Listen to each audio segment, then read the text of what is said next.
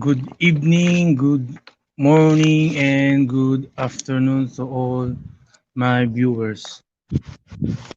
This evening, I will continue the topic about the prospecting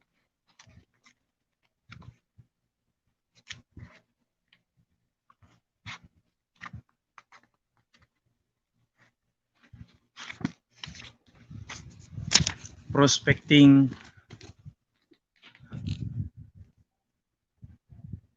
uh, junior salesman spotters and birds dogs. Someone concerns use junior salesmen, sometimes called spotters, to locate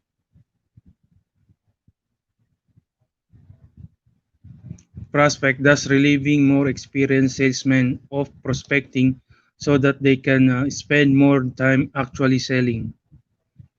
The spotter, usually called canvas, likely are under some guise making a survey or making a free service call when they encounter a person who seems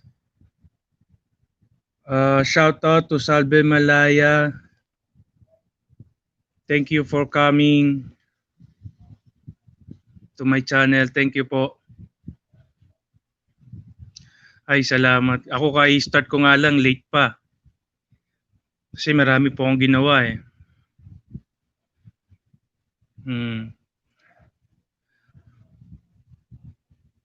Okay, so junior salesman, spotter, and birds dog. Some concern use junior salesman, sometimes called spotter, to locate prospect, thus relieving more experienced salesmen of prospecting so that can spend more time actually selling. The spotter, usually called canvas, as likely are under some guys making a survey or making a free service call when they encounter a person who seems to have a need and their money. Make make arrangement for the senior salesman to call as they just pass the name on the boss. A variation of this method is found in the use of bird dog. These helpers are not employed by the company but the salesman. For example, the elevator overseer in an office building knows a good deal about the tenants. The policeman or regular beat learns much that might prove helpful the salespeople in sale situation where prospects are located only after a search. Such birds dogs may be valuable. A more dignified and tactful name for this bird dog is sales associate. This person usually operate on a paid on delivery basis. Provided the sale is made within a stipulated time, it is essential that the salesman maintain close contact with them, telephoning them or meeting them personal at frequent intervals to keep them on their toes. He must expect some good leads from them, know that is depending on them to come through. When they have helped to bring out a sale, the salesman should not only pay them promptly, but praise and thank them as well. The understanding as to payment must be clear. When the salesman is given a name by a sales associate, he should tell the latter whether the name is already listed, especially if another salesman has the prospect name. Normally, the salesman tries to hire bird dogs who are in position in which they naturally intercept people who have a need for the salesman wares. Chrysler salesmen develop a system bird dogs among service station personnel who repair cars. People talk to the repair people if they are looking for a car or even thinking about a new one. They will frequently mention it to the mechanic.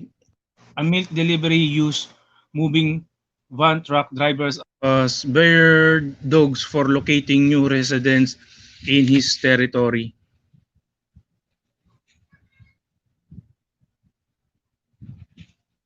Cold Canvas. A story is related of a typewriter salesman in Chicago who had experienced little success A close of a week work showing no sales, his manager said to him, "Next week, I want you to work exactly as I tell you. I want you to walk into every office or place of business in every building you go by.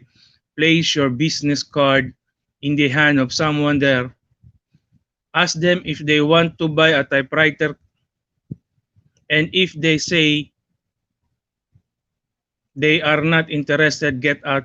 For every call you make in this manner, you will be paid 25 cents. At the end of the week during which the salesman has followed this instruction, implicitly he had earned approximately $100 by averaging 80 calls each day. In addition, he had sold three machines to people who keep his card and called up to invite him back. Five other machines we sold of this week work.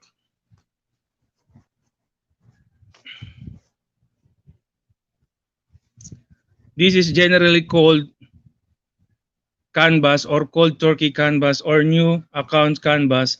The salesman knows little or nothing about each person called upon except perhaps his name.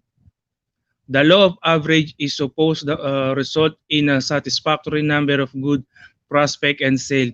Many salespeople contended that such prospecting plan is no system at all and that indicates of lack professional attitude. Here again, the nature of the product being sold has a great deal to do with the prospecting method employed. Code Canvas appears to be a sound system in the sales tangible product. In general, use is more detectable in the case of intangible service, which are sourced largely upon the basis confidence and familiarity with the individual needs of each particular prospect. Lagyan ko lang po kayo ng jacket para pag merong ano,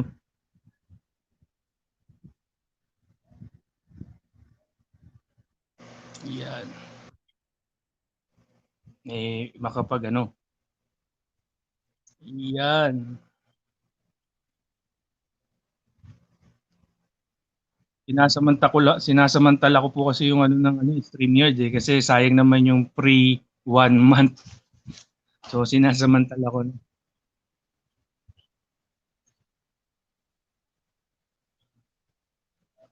Okay, let's proceed to my discussion. To about lady calls on a prospect for the first time,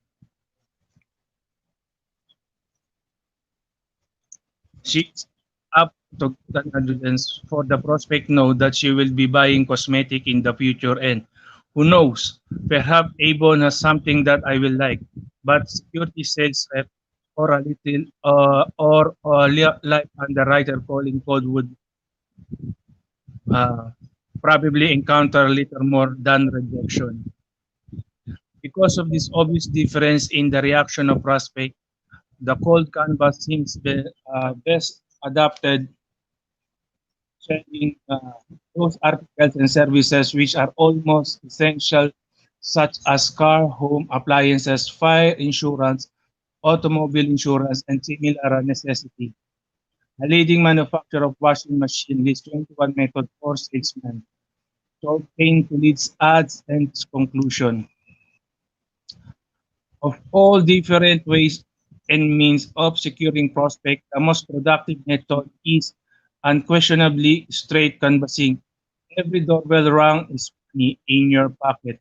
In some localities where tests have been made, it was found that in certain salesman, each doorbell rang average for him approximately $1 in commission earned. Other average is slightly lower, but in every case, the amount was surprisingly high. The National Cash Register Company exhorts salesmen to go to the end of the street when canvassing a new territory for this company knows that prospect to the number of calls. Sometimes a splendid prospect may be located an out of the way place where competing salespeople have overlooked him. While the cold canvas is often thought of being a most to the selling of consumer goods, it is employed in other types of selling also, Practically every industrial sales rep or sales engineer had made his share of cold calls. The general sales manager of Chase Drug Company said, I'm very skeptical of a man who doesn't have a nature curiosity about what's going on in his territory. If help us right by a factory and never find out what they make, I am afraid for him. Direct mall and the telephones. It seems logical as why does any saleswoman content herself with a direct mail effort in the hope of securing a prospect when a personal code would be so much more effective? One answer is that there are so many potential prospects of very quality that she wants to spend her time with only best one. So, se- so she sends to make announcement to everybody and calls first upon those who invite her. The second answer is the direct mail uncovers new prospect.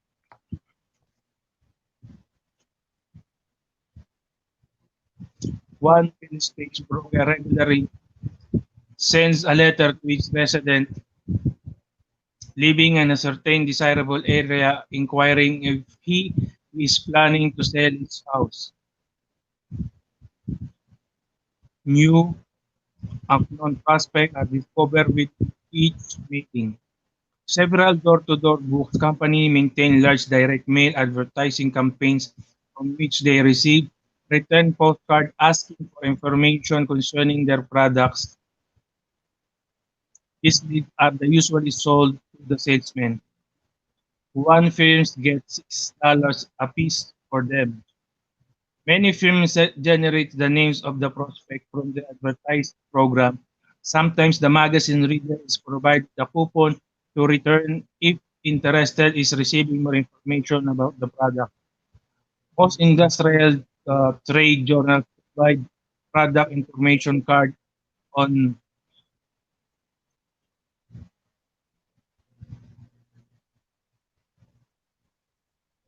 which each reader is able to check the number which corresponds to product of interest. The magazine then forward the list of prospects to the manufacturer, who in turn sent each name the salesperson in the territory, who is supposed to call upon the prospect immediately. At least that is the very way that theory goes. Reality is a bit different. Ori sales reps and dealers have been had been sharply criticized for not following up the leads sent them by manufacturer. A part of this lack may be attributed to inertia or lack of time, but some of result because of these leads have been found worthless. A good many people, including thousands of youngsters, are addicted to clipping coupons which promise something, a free sample, for instance, for merely sending in the coupon.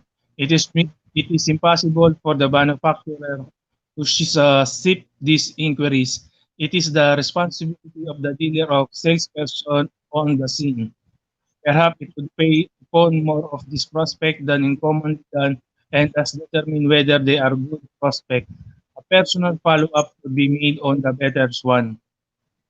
The telephone can be a great time saver. Phone calls to regular customer between personal visit might uncover something they need urgently at the time. Was lumberyard salesman owns all the sizable contractors start early each morning before the work crews go out in order to find out what they will be needing that day. The person on the spot gets the business. It pays to keep in contact with potential customers. Sometimes customers as salespeople do their prospecting by telephone. One vacuum cleaner salesman wife systematically calls everyone listed in the telephone book to find out if the telephone would be interested in seeing a vacuum cleaner demonstrated. Although many salespeople use the telephone, this man made from a straightforward approach to the subject. His reasoning was, I know from sales statistics that in this city A certain number of people are thinking about buying a vacuum cleaner.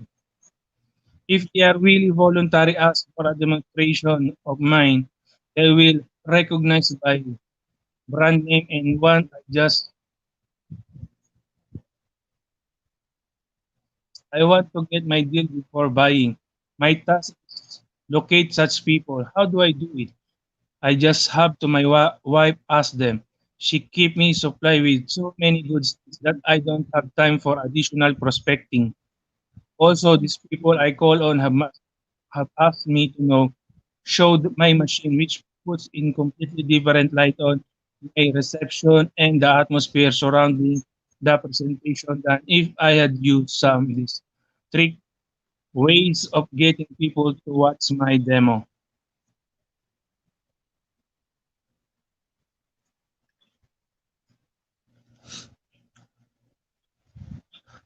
The example of coupon, you get big valuable coupon books award. Sears will give you a $5 merchandise coupon book for the name of any person who purchased from us one of the appliances listed. You simply send us the name of the prospect on the enclosed self-addressed card. No stamp needed. We still do selling.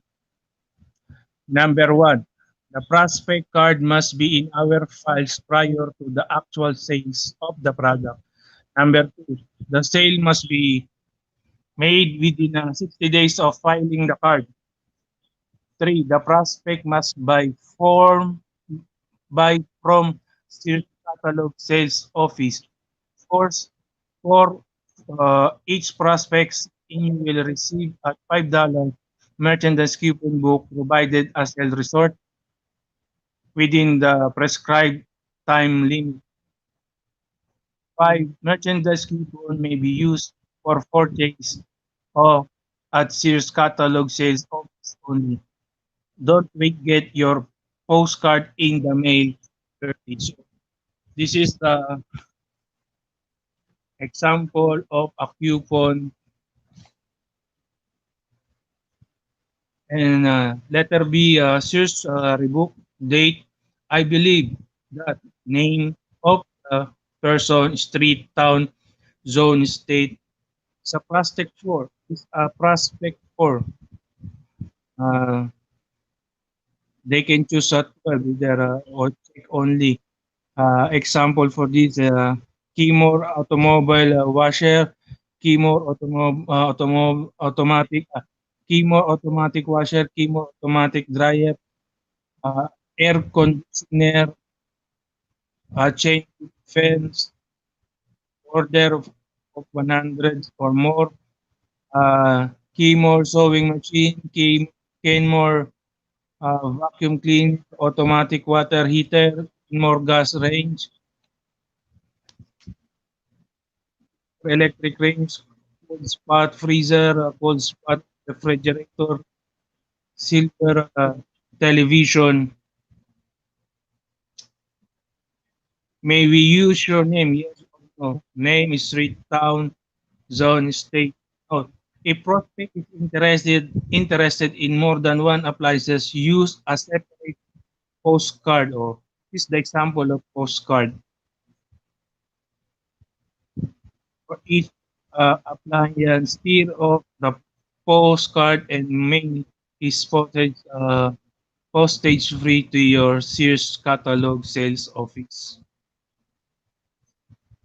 Sears Group and Company conducted a prospecting program for its appliances by distributing its customer booklets of postcard as shown above. Inside, in letter A, inside cover up of coupon booklet, and letter B, self-addressed postage for free postcard.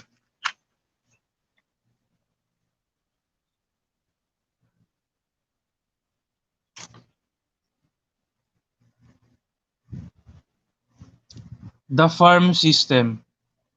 Nikki Witcher's wife as Jack Witcher, who is one of the nation's greatest teacher of selling, relates her successful experience with the farm. She works selling real estate in Long Beach, California. A farm is relatively small territory assigned to the salesperson in which no other salesperson with the agency can operate. The salesperson is supposed to confine her activities largely for the home in the farm.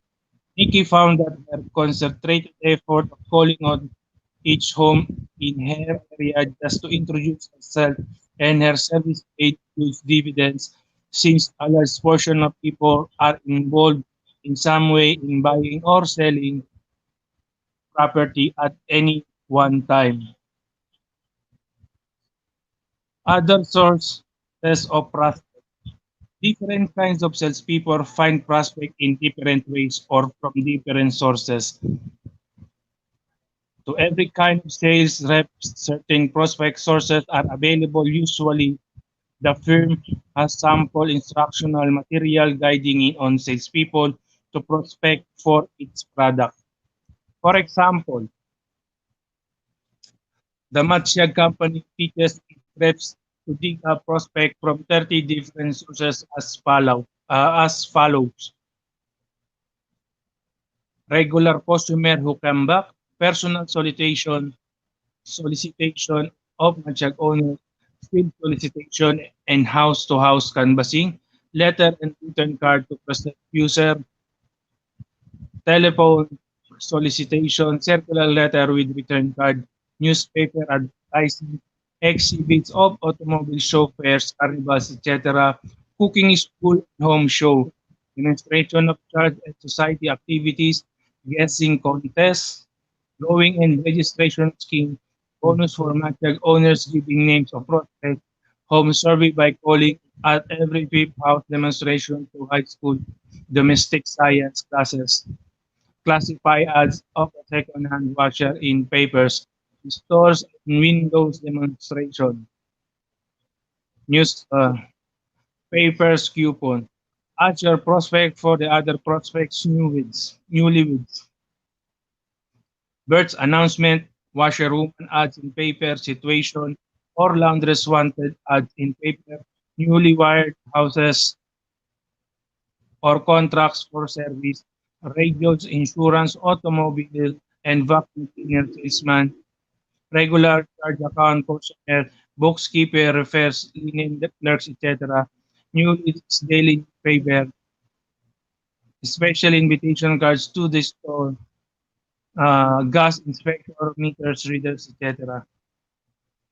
The list of prospect sources is planned primarily for the salesperson, for the salespeople reps representing the retail dealer who handle the machine in his line of merchandise. Each one of these different sources is explained so that the beginner would understand exactly how it may be developed. For example, the first source is explained as follows.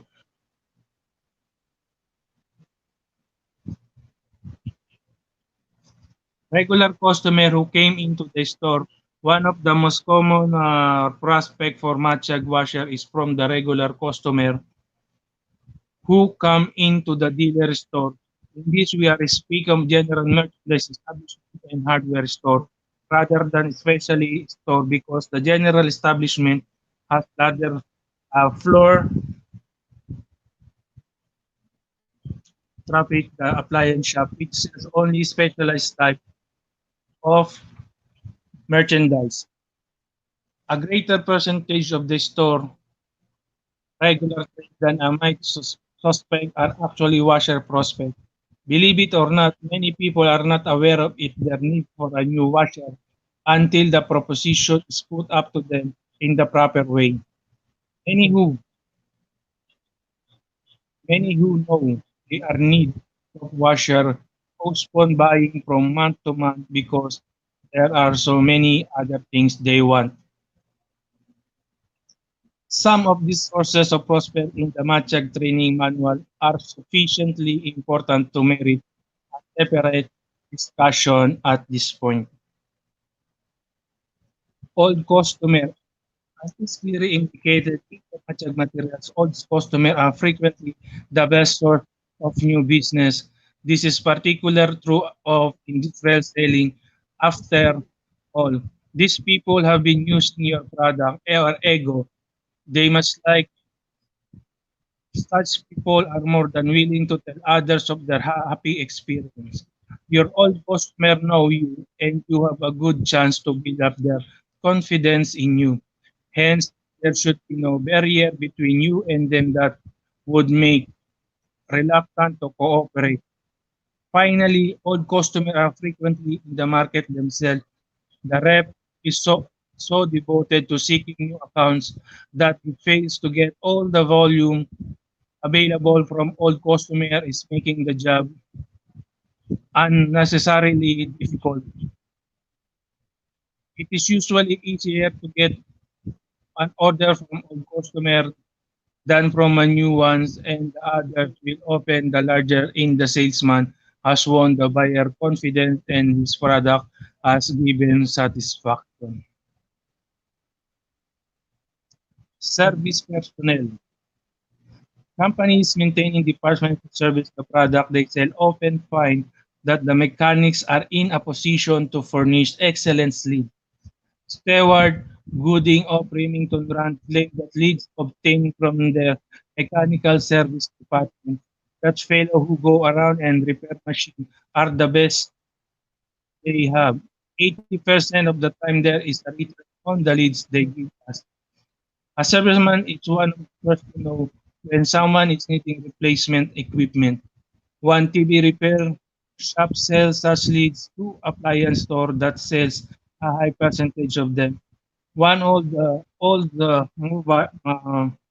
mobiles dealer in Miami, Florida, asked a person stationed on the drive-up islands of at which patrons stop to have their machine as a person station of the drive-up island of which patrons stop to have their sick machine diagnosed. He say, while you are waiting, why don't we go for drive in a new old mobile? Naturally, service reps should be given an adequate incentive to keep their eyes open for such opportunity. Some firms give their service reps training to maximize their effectiveness of prospector. Classify lists and directories. Among the more important sources of leads to prospective buyers are various classified lists and directories which are available in great quantity.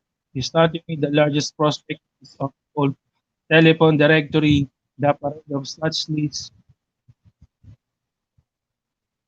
goes down to such specific ones of the membership, roster of various small organization and list of club members. One sales manager, Warren Rankel of American Chains and Cables.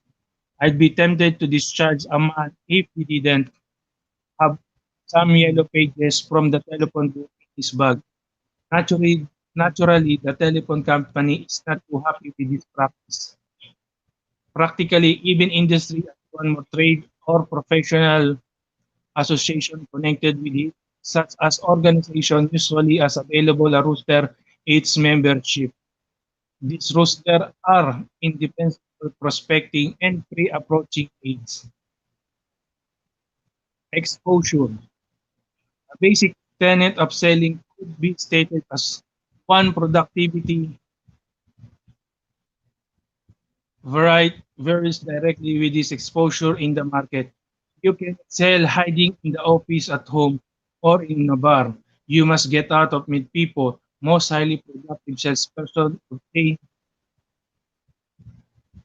maximum exposure of the personality and products by joining a number of clubs and participating in variety of civic activities on the general thesis that they simply cannot know too many people. Rare is the rep who cannot honestly say that he has come across some of his best hits during a middle conversation of some party, luncheon, golf match, etc. Leads can leads can come from anywhere at any time, and one of is never certain when any given individual is going to be in need of one product or service. This factor of exposure is one of the reasons why it takes time for one to become a producer. One does not obtain widespread exposure and establish the necessary number of contacts in a few months or even a few years. I follow that the more experienced person generally has higher productivity is simply a small contract. This is also one of the strong reasons why a good sales rep should not be hasty changing an employer or product line. Many contacts will be lost and a rep's force to spend considerable time in establishing new ones. One salesman for the Gardner Denver company selling oil field equipment devoted a full 2 years just making contact with various executives connected with oil company and drilling contractor. He spent some times around the petroleum club building in Denver, Gene Rami, particularly of the industry, and getting to know all the influential people in the Rocky Mountain oil industry. Sold absolutely nothing for 2 years, but during the third year of that role in, he quickly established himself as one of the firm's best men. However, he would lose all those contacts should he switch his job to another industry. Throughout the foregoing discussion of prospecting, many specific illustrations have been presented. The reader should not regard this of comprehensive treatment of the subject,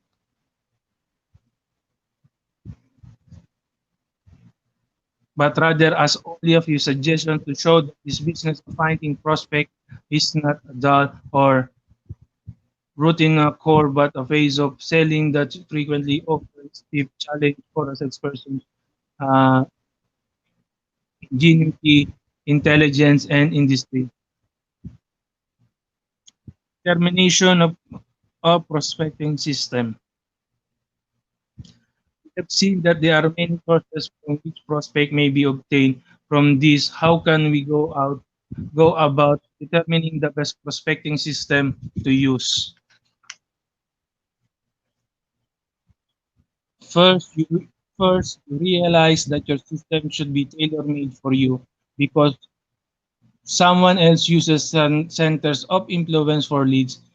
It does not follow that this will be the best source for you. What is one person's food may be another poison. There is no one best way for everyone. It is not unusual to find successful salespeople with the same firm using a wide variety of prospecting methods. Hence, in the early stages of your development, try all system keep records on every name, where it was obtained, and the outcome of the contact with the prospect. You will thus be able to determine what your best source of leads is. Measure by sales performance. Thereafter, weed out the poorer sources of leads and concentrate on those that pay off best for you. Thus, develop your own tailor-made system for obtaining leads to good prospects.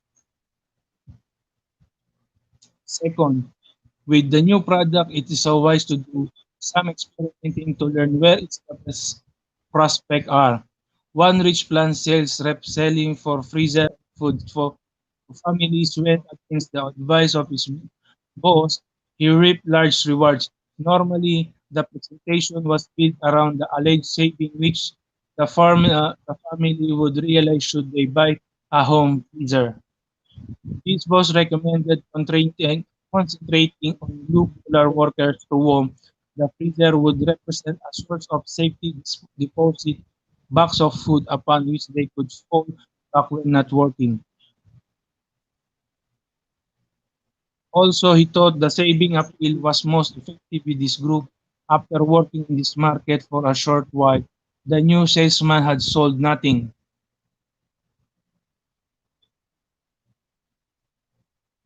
He began thinking the people upon whom he was calling didn't have the $800 which the program required.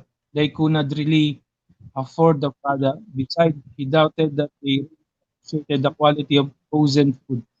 They were not used to it. He reasoned that wealthy suburban areas might be the best territories to the work because the two advantage of freezer were convenience, and two, quality of food. His analysis was that people in the suburban areas miss the convenience of the freezer because of their distance from supermarkets. Next, the higher income families will not only be able to afford the freezer but would appreciate quality food. He shifted his operation to a wealthy suburb with outstanding success. Said that every buyer just wrote a check for the amount. There was no struggling with credit report and collection. Another illustration of the value of thinking through of any prospective problem comes from the given company, manufacturer of paint and varnish products. When they brought out a new satin sheen varnish, they may have been simply marketed in true paint store, but they took to learn that from 60 to 75% of lumber yard customers buy lumber to build or remodel home. Gliden's new product was designed to furnish off lumber. So decided correctly as it was proved that lumber yards were the best prospect. Third, one usually does better selling a prosperity home when it's compatible. This compatibility is concerned of numerous ingredients such as age, educational level, habits, religion, race, occupational background, geographical location, income, taste, and interest in a variety of fields. The more these overlap, the more common ground exists between buyer and seller, and the better they speak each other language. Many employers assign their people to certain portion of the country or to buyer in certain industry because it's compatibility factor. But one should always strive to adapt oneself to the product and never rule out the possibility of selling person merely because they have different backgrounds. To confine one efforts to one time prospect may be a mistake unless there are plenty of them. For instance, an industrial sales rep must often able to communicate the products, benefits to worker foremen, superintendent, engineers, and top executive. One who sells the business must be on comfortable terms with office manager, secretaries, and executive. One who sells to retailers must deal with merchandising manager, warehouseman, advertising manager, and so on. The rep must be adaptable. However, it's safe to generalize that one does best when calling prospect whom understand and like. Most salespeople maintain a prospect file using 3-5 inches card for that purpose.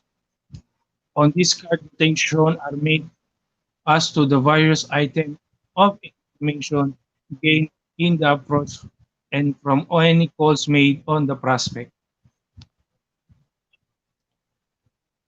Open and general prospect list maintained for the entire sales forces as is office and real estate securities or insurance. Here it is important to keep careful records of just which prospects belong to each salesperson. As a rule, if prospects are not distributed geographically, salesperson who called first has the first claim on the prospect, but it's customary to insist that the rep call as stated intervals or prospect will be considered open territory to be claimed by any other salesperson. The importance of maintaining a fat prospect file is strikingly proved by the experience of John Williams, an automobile sales rep in Chicago who sold in 1 year more General Motor cars than any other salesman in Illinois. He maintained a file more than 2,000 prospective buyers makes telephones call, and he has a group of birds dog who keep him informed about possible prospects. His file is further fattened by his record of his customer children, and as each term of age name is placed in the prospect file, it is evident that Mr. William owes much of his success the vigorous and intelligent prospecting. Hit from where your hand is. Finally, no one can depend entirely on a system to find prospect. A prospect may appear suddenly and unexpectedly.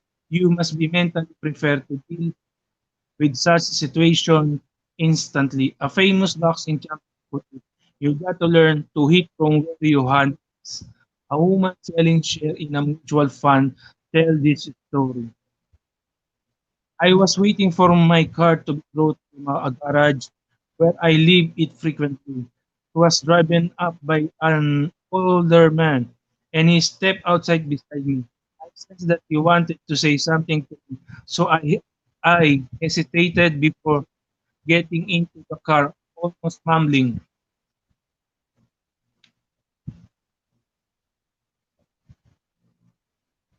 With embarrassment, he said, Mrs. Kennedy, may I ask you something? Certainly, I answered. Well, he said, I have a son who is a priest and he would like to invest some money. Could he come talk to you about it? Naturally, I said yes, and the young priest arrived with his mother of my house on a scorching August night. I sized them up and explained as solicitously as I knew that they would have to be prepared to invest at least $50 to start with and continue with $50 as a month. The priest translated what I said to his mother, and I realized that the parents, not the priest, were to make the investment. Following his talk with his mother, he turned to me to say, we want to invest five. Patiently, I said that $5 would not be enough. He immediately said, not $5, $5,000 to be followed by 100 a month, $100 a month. They have kept up their payments regularly, falling below $100 in only 1 month. You never know where a good sales is waiting for you. Now, let's go to discussion question. Number one, you have just completed sales training for a large manufacturer of a wide uh, line of adhesive glues, cements, epoxy. Your assigned territory is the Los Angeles area. With this, you have inherited a few goods account from the former salesperson. However, you are expected to start building new accounts immediately. How would you go about discovering prospect? That is question number how would you go about discovering prospect? Be specific as possible. Make a list of the types of film you feel would be your best prospect. Question number two. Your mother has decided to become an Avon saleswoman. She asked you for advice of prospecting. What would you tell her? Question number three. As a sales rep for a as- asphalt shingles warm, would you consider to be prime prospect? Make a specific list of excellent prospects in the order of their quality. Question 4. Describe the best prospect for buying an industrial building for investment. 5. Who would be the best prospect for a Xerox copier duplicator? What factor would the Xerox person look for it in qualifying leads? That is question number 5. Question number 6. You are you riding low mowers. You do not have representation in the town. You are now cover all possible outlets and qualify them as prospect. Which outlet would you must want to get your line into? Why? Justify the placement of each name on your prospect list. Question number 7. If you are a sales rep for a home security system, who would be your best prospect? How would you reach them? Question number 8. If you are selling automatic garage door opener, Who would be your best prospect? Be specific. Question number 9. What constitute a good list of prospect? What percentage of the names should develop into sales? Question number 10. How can that one ads be used to discover prospect? Okay, these are the 10 discussion question. Let's proceed to case study. Case 6-1. Southside Chrysler training salespeople to prospect. Bob Ryan has just assumed the position of sales manager of the new Southside Chrysler automobile dealership in South Bend when his boss, Bill Cross, asked to meet with him about sales training program. His boss opened the meeting by saying, "We both know that we have a huge job ahead of us training an effective sales force. Many of 16 salespeople will no doubt quit, and we will have to be constantly just replacing them. So training will be a problem for us. As you well know, training as a sales reps takes time. We can give them an injection of something and declare them salesmen. And the type of person we are able to hire is not the experience. All professional that all of us may like the person to be. So training will be critical to our success. Consequently, we will begin up immediately every morning at 8:30. The entire sales force will meet in the training room for 1 hour. As you know, Chrysler provides a very complete sales training program for us to use, but I think it needs supplementing in one critical area, prospecting. And that is one of the most important activities new salespeople should learn.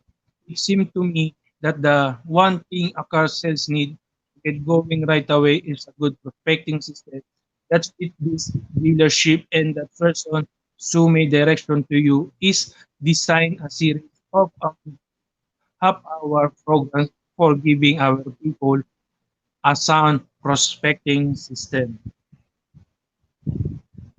Bob replied, I certainly agree that the prospecting is the important, but don't you think that we must first give them product information before getting into prospecting? No, I don't. They already know a great deal about cars enough to get by most sales. What they don't know, they can quickly pick up while on the phone. But many of these men have no idea how to go about getting enough prospect each day so they can earn a living. I say, let's give them the prospecting system that products knowledge take care of itself. We'll get to it rather quickly in the program anyway. Well, how about doing a bit of each? Devote part of the day to product knowledge and then give them some prospecting as Bob. You you work up the program you feel is right for the next month and bring it in. Then I'll pass judgment on it. Okay, replied the boss. Bob retreated the safe confines of his office, the mule over his assignment. He was eager to fleece the boss because this was his first job as sales manager, and he had little desire to go back selling cars full time.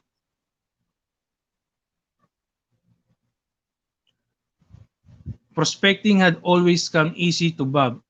He had a lot of friends locally from his high school days, and he had made many new ones through his numerous civics activities. It seemed to him that he always knew of somebody that was ready for a new car, but knew that many such people did not have the flow of prospect.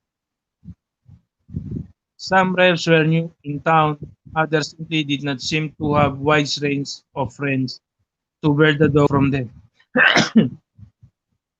Excuse.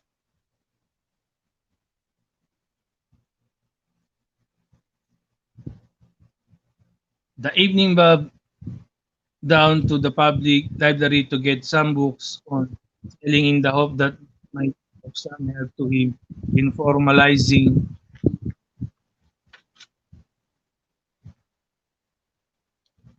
prospecting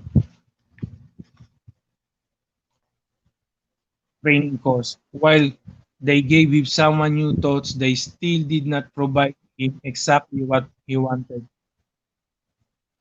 That night, Bill decided that he would set aside 10 minutes of each training period for the next month for giving prospecting tips, 30 tips on how to find a good prospect. At least he hoped he could came up with 30 tips. This would be offered just before the end of the meeting. Number one, question. Evaluate Bob's plan. What, if any, changes would you make? Question number two. Work up five prospective tips for Bob to use.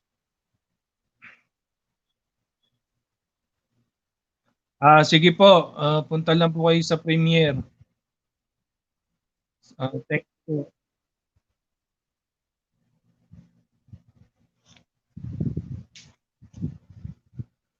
Let's go to the case study 6-2. Aetna Insurance, prospecting to reach selected market.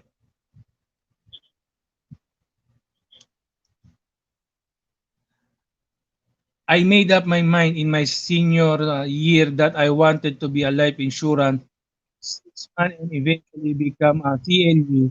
Naturally, I've been giving the fields considerable thought since accepting your offer to work for you. I've come to the conclusion that one must specialize in the market to which he devotes his attention. You can't be all things to all people. You got to specialize. Some men work at home mortgage insurance market,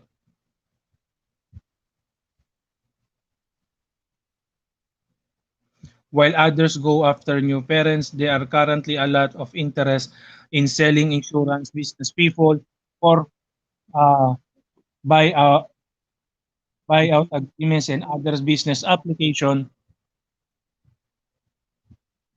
So he goes with each man speaking a market on going after it. I hate to have to list of the different segments of the life insurance market. Related to Scott Wood, a new recruit to his boss, Harry Post.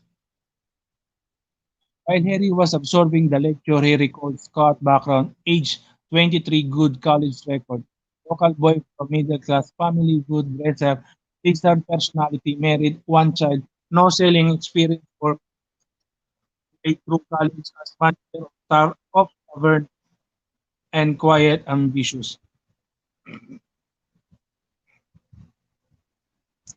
He replied, I know that many men have been highly successful concentrating on one segment of the market. And you are certainly correct in your observation about the number of segments which comprise the life insurance market. But I think you are going a bit overboard on it. Keep in mind that there are also many more members of the million-dollar round table who sell insurance to a wide range of prospects, so many of them do write most of the volume in a segment of another, but it has usually just developed away from the person contacts. I think you could be making a big mistake if you focus of your efforts on just one market. You've missed a lot of business. To which I know the most underwriters cover many markets, but they still doesn't make in the best way to operate. I've heard of a highly successful studio in Lawrence, Kansas, who works only with doctors. He makes contact with them when they are medical school. He finances some of their early insurance policy and sets some of them up in practice if they need it. He has their business all locked up. Continue. I'm doing the same thing here in Indianapolis. We have a medical school right where I can. Doctors are perfect prospects. They have a great need for insurance as a few of them have any pension plans available to them and they have the ability to buy in a large amount. Look at the advantage of this strategy. I have to move on in only a few selected circles. I can concentrate on the insurance problem of just one field and become expert in it. Once I get foothold in the medical field, the referrals I can get from a happy policyholder will pave the way for easy access to other good prospects. You make good case for your plan, retorted Harry, but I am afraid that you are only looking at one side of the coin. I urge you to consider the disadvantages of your plan as well. Disadvantages, can you name me a better class of prospect doctors? Argued Scott. As a matter of fact, I think I could name several, but that is beside the point. They are bound to be disadvantages to almost any plan of action. This that's been my experience. I will still suggest that you think it's over and then we can talk some more about it next. How about coming in Monday morning in at 9? In the meantime, you talk plans over with some of other men around the office and get the reaction okay as Harry. Fine. See you Monday. By the way, how much insurance has our company, Dr. God? Question number one. What disadvantage or problem might Scott encounter if he carry out his plan? Question number two. If you were Scott and wanted to persuade Harry to give you a green light on your plans, what would you have to present to him Monday morning? Let's go to case study 6-3, the Copy Master Corporation, selection of a prospecting system.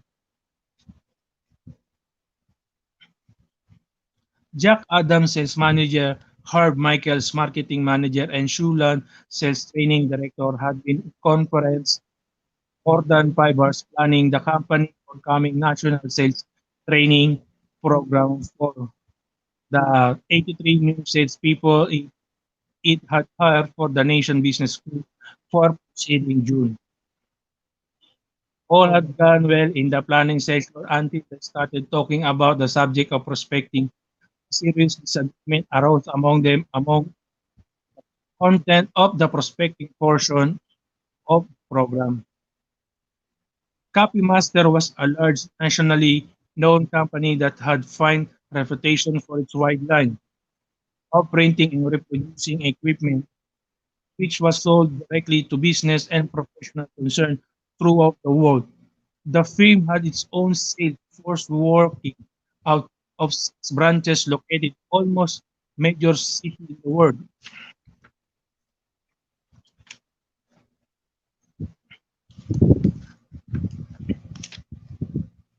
The company had just developed and introduced to the market a new copier, most likely, uh, most like the famous Xerox machine that would make dry electrolastic electrostat copies of on whatever paper was fed into it. Management had decided that as a matter of policy, this new line of equipment would be sold by a sales force hired and trained to sell it exclusively. It was felt that if the new copier was to achieve its target share of the market, such aggressive sales effort would be needed. The existing sales force with its many other responsibilities thus would not be able to develop the needs attention to the copier. After more than an hour of discussion about prospecting method, the group was still unable to agree on the system that would suit the new salesperson. Jack Adams, the sales manager, felt that the best prospect and the ones that the new sales force should focus upon during the first year and operation would be the company's existing customer for its other equipment After all, the reason these people already know us and are happy with us. We know them and we can penetrate this market with a minimum out of pocket cost. While Harv, the marketing manager, did not totally rule out existing customers as prospects, he did not want to limit the firm marketing effort to them, he said. But look of the opportunity did give us to get our feet in new doors. We cannot just sit still and feed of one set of customer. Let's get some new blood into this game. Our existing equipment goes to firm who do a large volume of in-house printing and reproducing.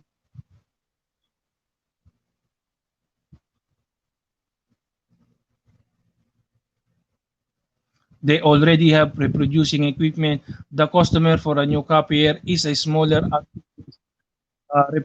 Reproducing needs are less than those of our present customer.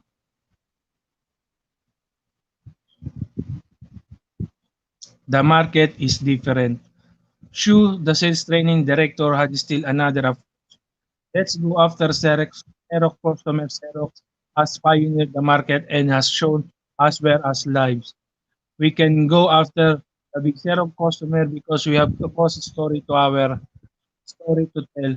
Our service is cheaper and will sell the equipment for the less than will Xerox.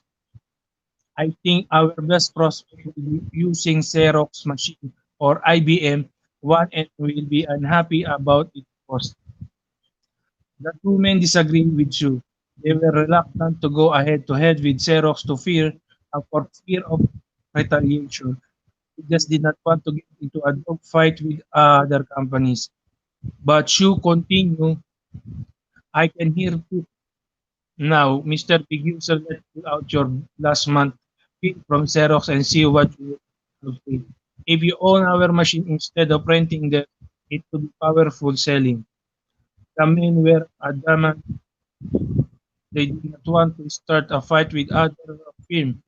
Finally, Jack suggested that they contact the branch manager to get their opinions on prospecting system for the new copier. They all agreed to do so and get together in a week to complete the program.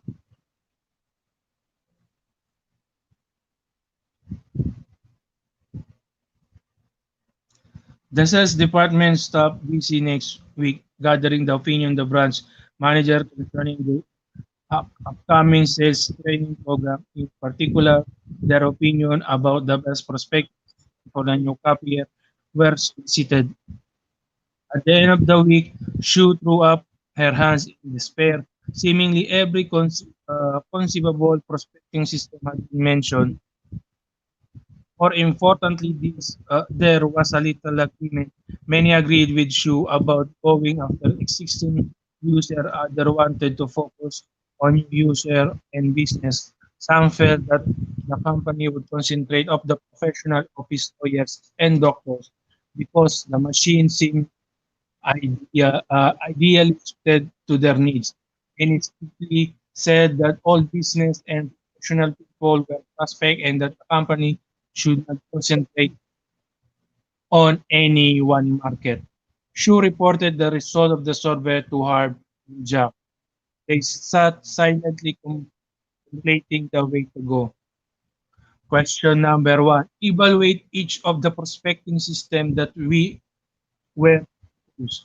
Question number two, how should they go about determining the most effective prospecting system? So, what prospecting system would you recommend and why? Let's go to page number 6 as 4. National Adhesive Company prospecting for new accounts.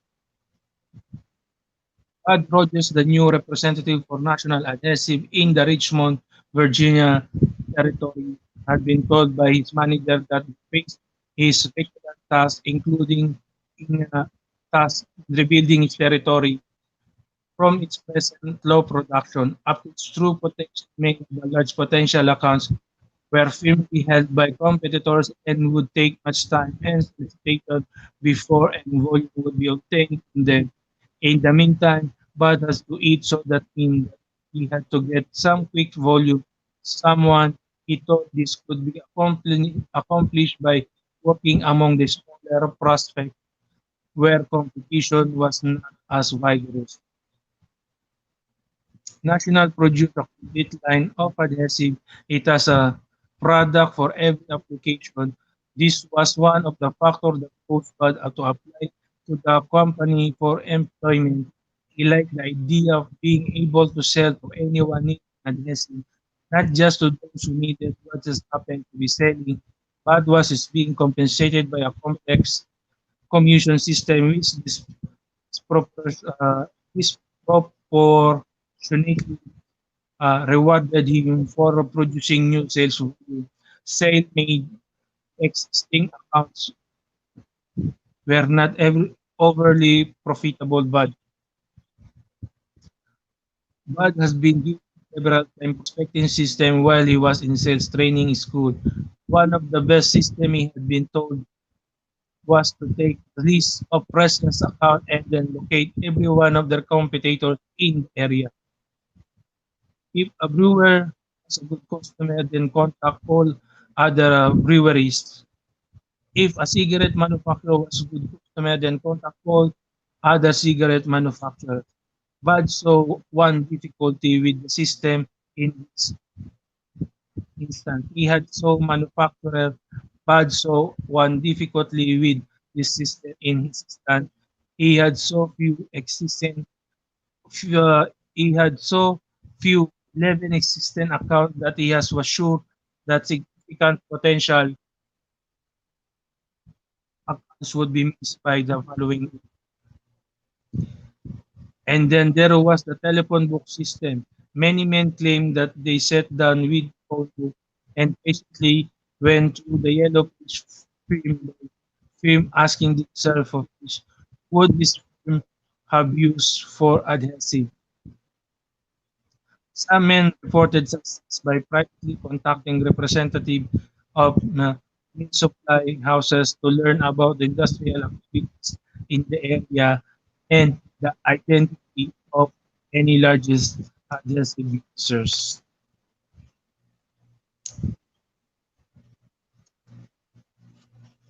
Other men work new firm, listing in the newspaper almost for their new account.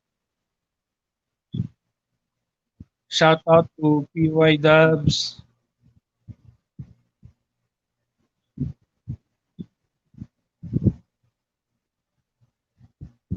Okay. Other men work the new firm listing in the newspaper almost exclusive for their new account,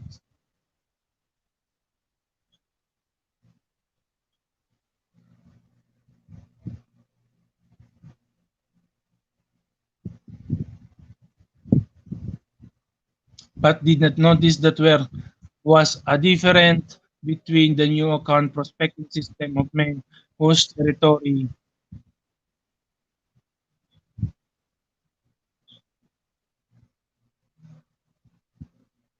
were well developed and those whose territories were not. Bad as to expand his activities the next week, but he was allowed to know precisely that he should do during the coming 5 days.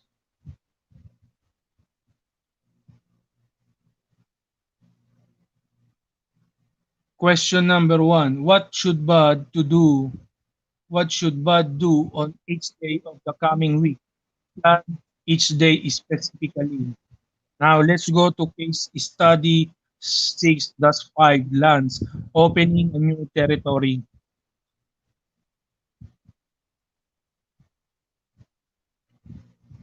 Bob Godsmer, newly hired representative for lands, a line of a unique high quality women apparel, was planning his first trip to his territory of Nebraska, Kansas, Colorado, New Mexico, Arizona, Utah, Wyoming, and Montana. In a smart plans was relatively line. It did not have any distribution in the area. Bob had to build distribution from scratch. He was paid 6% commission, but he had to pay all his own expenses. He had no previous experience selling, as he had just graduated with a master's degree in music from his state university. He had come to the realization that he would be able to support his family on what he was being offered to teach music in the high school, since his father had been an apparel salesman. He did not know he did know something about his nature and was able to persuade Lance to hire him.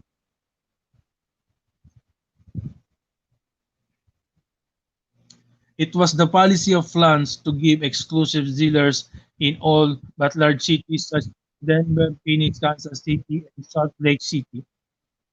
In the larger city, the line was usually carried by the leading quality department store plus a few outlying quality women, especially specialty shop. However, to keep this exclusive, the retailer had to increase the size of his order 25% each person. Surprisingly, this had not proved a problem as yet in the organization. Pondering his coming 2 months trip around the territory, Bob was somewhat out about how we could best identify his best prospect in each town. Question number one. How can Bob identify the store in each town in which he should place the landline? In question number two. In the city you are now in, what store or store should carry the lines today? Question number three. How many calls a day can Bob make? This is the end of our topic and case study about the selling process prospecting. It's all about prospecting. Now, let's go to the next topic. And the next topic is the approaching. The pre-approach. The pre-approach, nothing is so difficult but that it may be found by seeking parents.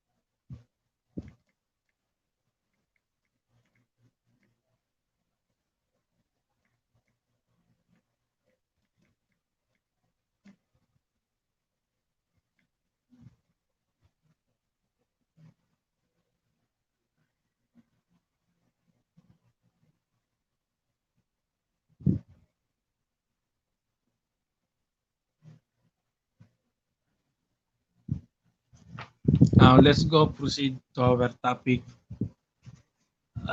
dramatic visualization, demonstration, presentation. The pre-approach.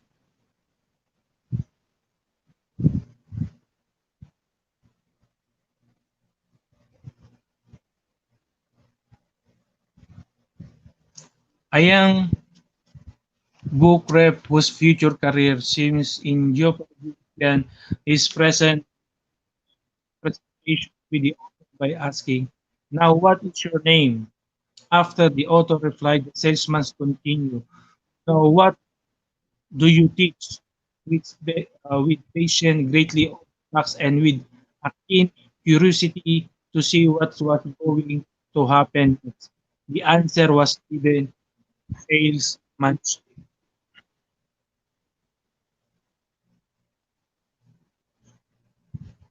The young salesman then began extolling the alleged virtue of the citizenship book published by his employer.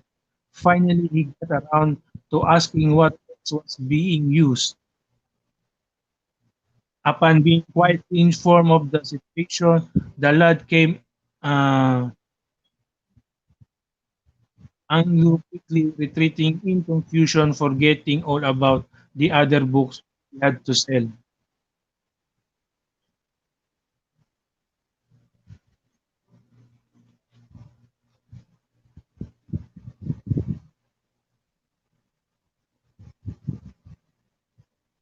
Had the fellow taken the trouble to read a bit about the importance of the pre-approach, he could easily have avoided this embarrassment. The professional book sales rep has learned the prospect name prior to making a call and has looked at the schedule to see what the prospect is teaching. Moreover, the salesperson know what the book is being used by checking at the bookstore. The real pro will be also know a great deal about the prospect. Background. Pre-approach the prospect properly and such incidents will not happen. In this chapter, we take up the pre-approach to a specific prospect, the facts should about the individual which the sales rep would like to learn in order to bring to bear the most effective appeals. The question arises, when is the task of prospecting completed and at what point does the pre-approach begin? The only way to answer this is to point out that selling process is continual one with no sharp lines of demarcation between the stages. To put it broadly, the prospecting job is finished when one feels that enough is known about a person to believe that there is a chance of making a sale. For example, an automobile sales rep learned in talking with a friend that Joanne Smith has just received a promotion carrying within a rise in salary. Huh? A possible prospect. Think the salesman. So he inquires of a friend what kind of car Smith is driving. The friend is not sure but does know that it is not a new one. Mr. Salesman scribbles the name. Joanne Smith in his little book that complete his prospecting work since a rise in salary and an old car spelled prospect. Now, he begin a pre-approach to work.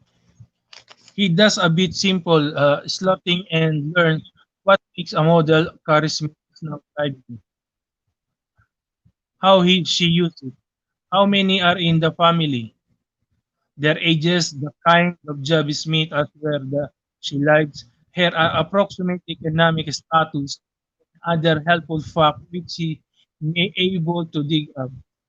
His objective is to enable his to plan his campaign intelligently, especially we use this information in planning his upfront.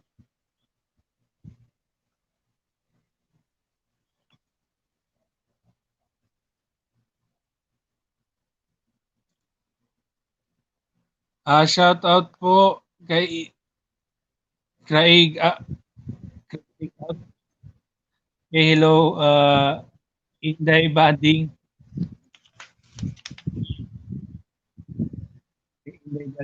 Inday Baling, shout out po. Thank you for coming to my channel. Oh, let me, okay. Okay.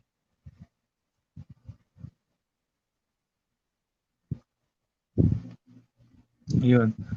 Now he begins pre-approach work. He does a bit of simple yun, slotting, learn, make and model. Charismatic is now driving. How is she used it? How many are in the family, their ages, the kind of job is has, where she lives, her approximately economic status, and other helpful facts which he may be able to dig up. His objective is to enable him to plan his campaign intelligently, especially he will this information in planning his approach. He's eager to avoid getting off of the wrong foot and to start the actual interview as favorable. When he meet when he meets when he meets Smith, the salesman will continue his approach by observation and wrapping a question into the early phases of the interview. Thus, the pre-approach merge into the approach, the two actually overlapping somewhat. No matter how much a salesperson may know about the prospect in advance of the first call, it is always wise to utilize the first few minutes of the approach to check the accuracy of the pre-approach and to enlarge upon it. He or she may find the ideas concerning the prospect must be revised and the map out sales plan must be altered. What is meant by the map out sales plan? In brief, we can point out that any good salesperson plan the interview in advance, just as a football coach formulates his game plan. He wants to focus the presentation of the benefits that seem most likely to appeal to his particular prospect. He wants to appeal to motives that seem most likely to move the prospect to buy. He avoids discussing matter which may irritate the prospect. He adjusts that speed of the interview to prospect mental tempo. He plan answer to the objection which the prospect may raise. In short, he tailor and adapt the entire presentation that the particular prospect which could not do without a careful pre-approach. Objectives of the pre-approach. There are five objectives of the pre-approach. Number one, provide additional qualifying information to gain insight into how best to approach the prospect. Three, to obtain information around which the presentation can be better planned to keep the sales rep from making serious error. And five, to give the sales reps more confidence. Additional qualifying information. Although the salesperson may believe that is a certain person or organization is a prospect, closer examination of the circumstances may disclose that such is the case. May they may already have the product, they may be financially unable to buy. There are many relative or close friends it's the same thing. All sort of condition can exist which would disqualify the lead. Therefore, the first thing the salesperson try to learn in whether or not the lead really is a good prospect. A subscription salesman for the American Lumberman, a trade journal going to the mill operators, tell this one on himself. One day things were going bad, so I made up my mind that I was going to sell the next guy, no matter what that would do, would be a word that I would hear. So I get in this guy offer, I start pitching, it happened to slatter. So all the better he would keep trying to interrupt by saying, but, however, I was not letting him get into the act. I went on and on until finally I ran out of gas. So I let him say something go about I already take damn thing.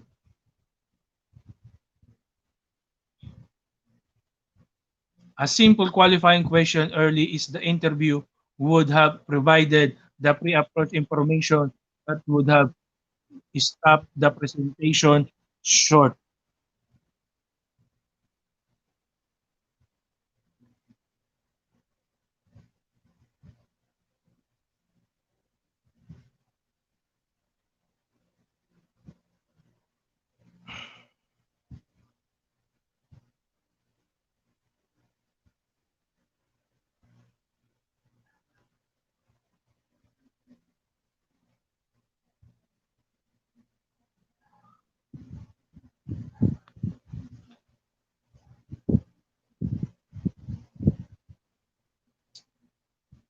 The approach strategy. Now, all prospects can be approached in the same manner. Some are easy to meet while others are quiet, difficult to contact. Some like a direct business-like approach while others are best approached indirectly. Timing is important in some cases and not in others. Many other factors are also vary. A sound pre-approach should reveal many of these variable factors. Another unfortunate group of salesmen's approach one of the authors with the statement you should give serious consideration to a new book his publisher had just introduced because it has the most advanced quantitative treatment yet keep the subject.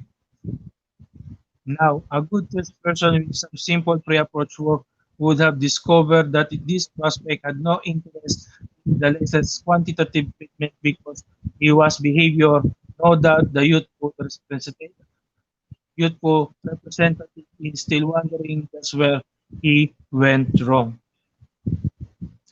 On the other hand, another book representative was spectacularly successful in that region by his adept approaches to various professors.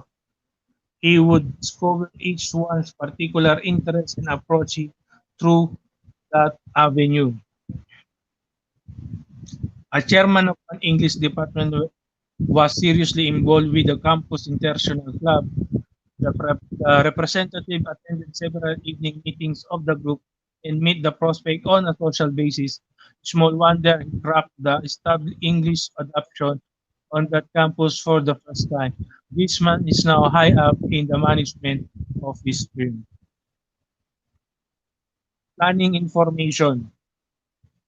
A sales presentation can take many forms and go in many directions. Some are built around cost saving, others around certain unique products, features. Obviously, in the prospect is most interested in low cost. It would be a mistake to dwell on quality feature with scant attention to the economic aspect. Similarly, fall on deaf ears. A good pre-approach should furnish the salesperson some insight into which motives are most likely to move the prospect's action and what appeals would prove most effective. A good sales presentation should be tailor-made for the prospect in hand of the basis of the information uncovered in the pre-approach. Avoiding serious error. People have idiosyncrasies traits which must be humor if a presentation most successful. Some people dislike over-aggressive individual and react unfavorably to anyone who tries to overpower them. Some people will react negatively to a person who smoked during the interview. One hot company executive fight understandably would throw out anyone who called on him bareheaded. Many times great rapport can be established with the prospect if the salesman is able to play up some of his pet ideas. Perhaps a purchasing agent with a large firm is known to become quiet, perturbed with the salesman who contact directly anyone's company without first going through his department. The salesman who explained, I always believe in first contacting a firm purchasing agent before seeing anyone else in the company, maybe hitting a responsive chord with the PA. A son's pre-approach also helped avoid errors in handling objection. A woman was trying to sell a copying machine to a lawyer who was protesting that not only didn't his office need a copier, but he couldn't afford it. She destroyed the first objection by citing the number of copiers that the secretary had to make pre-approach. She ignored the latter objection because information obtained in the pre-approach indicated he had the most profitable practice and could well afford whatever he wanted.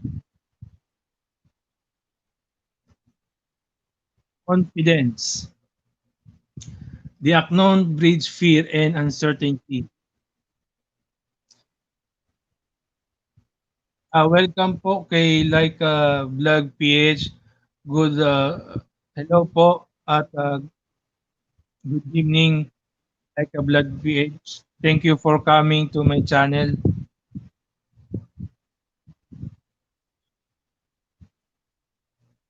Confidence. Confidence. The unknown breeds fear. The person who walked in prefers its presentation, the ignorance of the prospect nature and situation is likely to become uncertain, hesitant, and fearful of making mistake. Such person seldom knows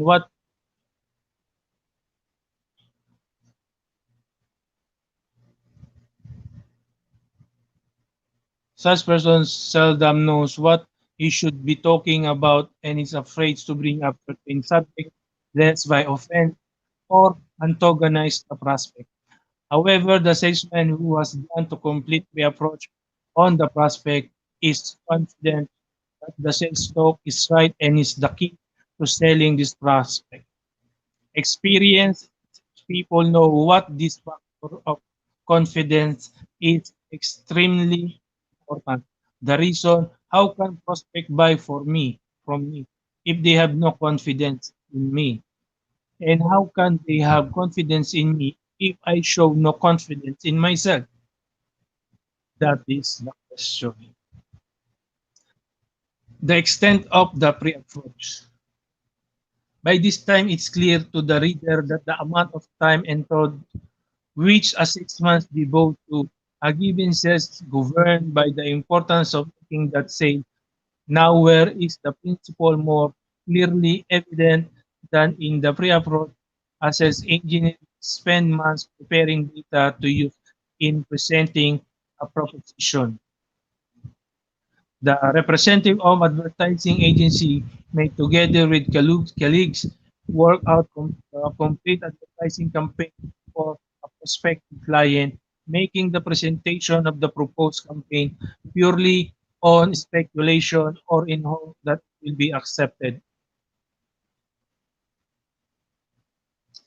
If it is not adopted, the work of this very elaborated approach, perhaps involving extensive and expensive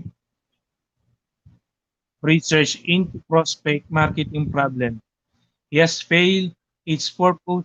On the other hand, the house-to-house sales rep for vanilla extracts cannot afford to make more than the scanty pre-approach, merely inquiring at each house the name of the family next door. The point receiving emphasis here is this. Most salespeople fail to make an adequate pre-approach. They neglect to learn vital facts which may have helped them make the sale. They are like the life insurance agent who tried to sell a policy by appealing to the buying motives of affection, pulling out the stop of the merry and the baby appeal. His prospect remained coldly unmoved, a fact which puzzled the salesman until he made a too-late pre-approach and learned the man who was the time apart for his life and used for excuse me. Their only child had died 3 years previously.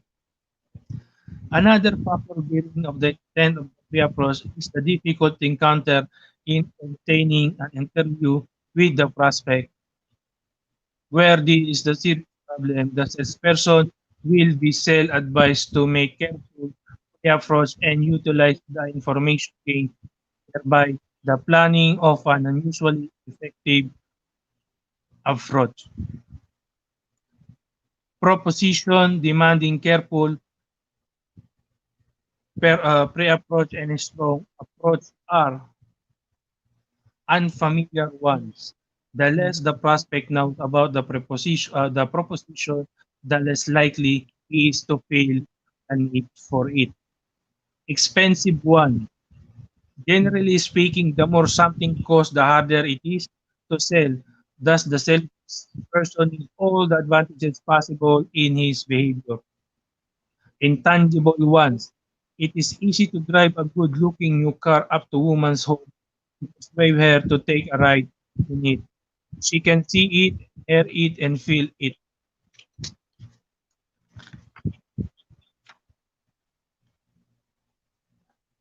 She immediately realizes that the benefits of owning it, but the intangible proposition cannot be seen or heard or felt. The realization of its benefits is unawakened. The need is not keenly felt of the moment to avoid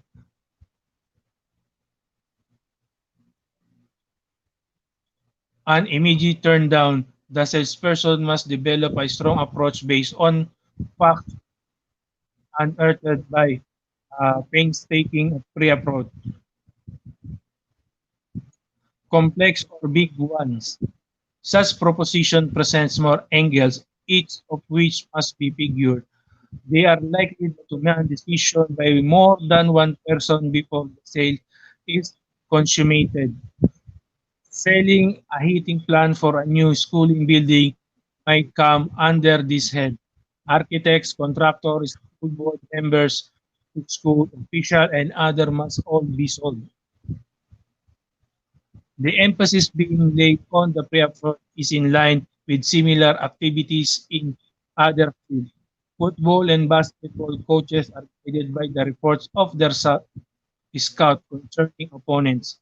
The physician makes a careful diagnosis before prescribing. The criminal lawyer studies the judge and juror are placed to their prejudice, if any. The architect may spend months studying the activities to take place in a building so that he may design a functionally efficient structure. This is attitude of practitioner of other profession is assumed by the salesperson who approaches work professionally.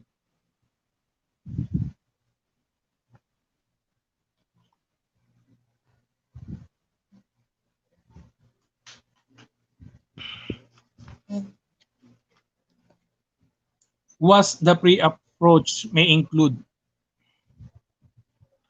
The information gathered in the pre-approach will differ the same problem facing the salesperson if selling an individual for the latter's own use, combined investigation to was a person.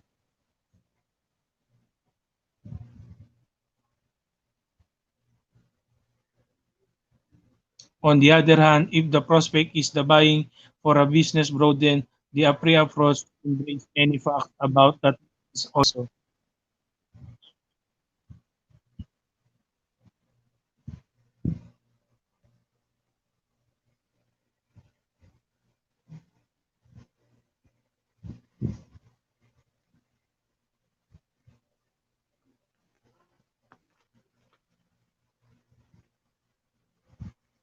To the prospect as an individual.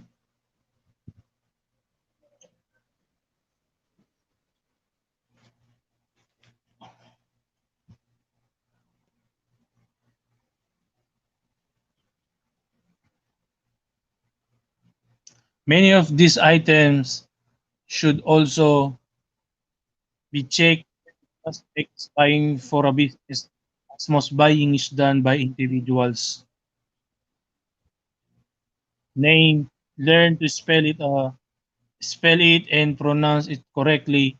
People are sensitive of this point and mistake can be costly. Age, older people respond to the respect they feel is due them. Younger people in high position appreciate a recognition of the fact they have climbed fast. Education, this maybe provide a topic of conversation. A college graduate usually like to have this fact recognized. A self-made person is proud to have won a position without so much formal schooling. Place of precedence. This may reveal something of the person's social position and perhaps ancestry. The need for what you are selling. If the person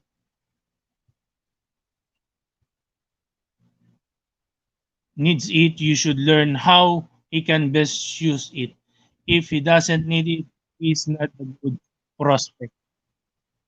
Ability to buy. Many youthful salesmen are taking orders for the poor credit risk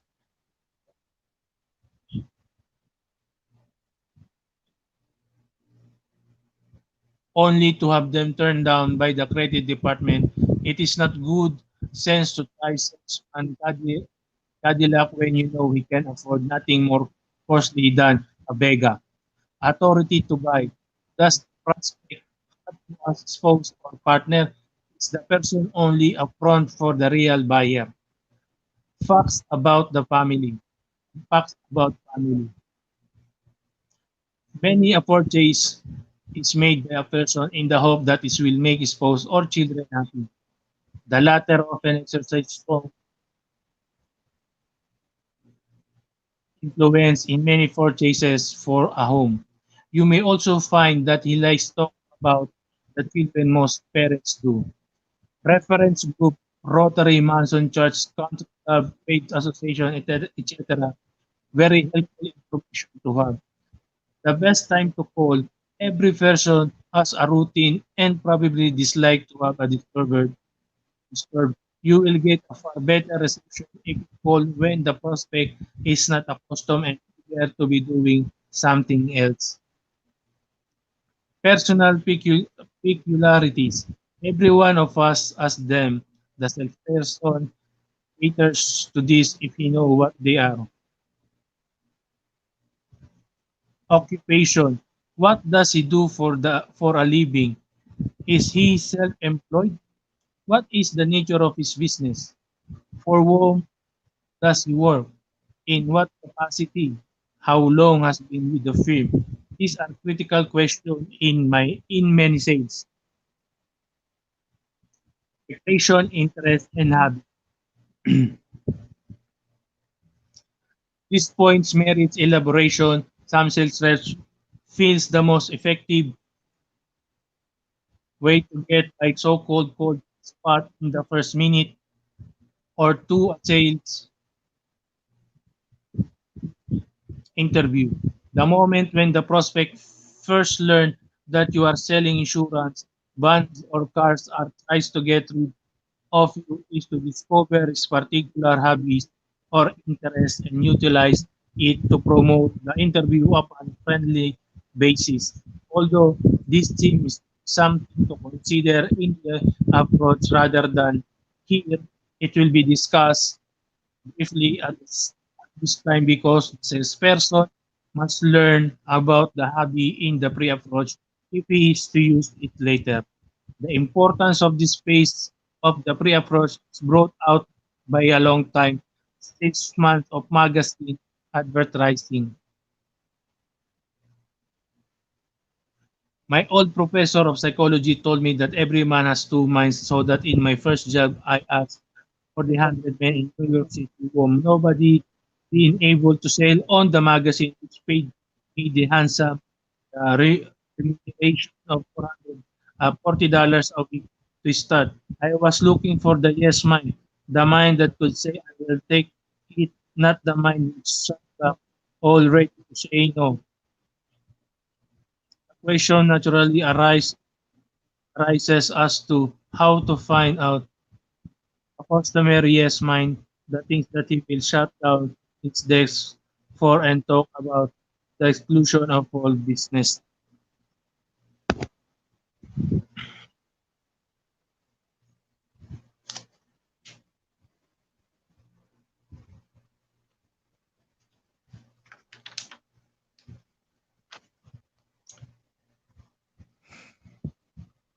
Thank you, Lord.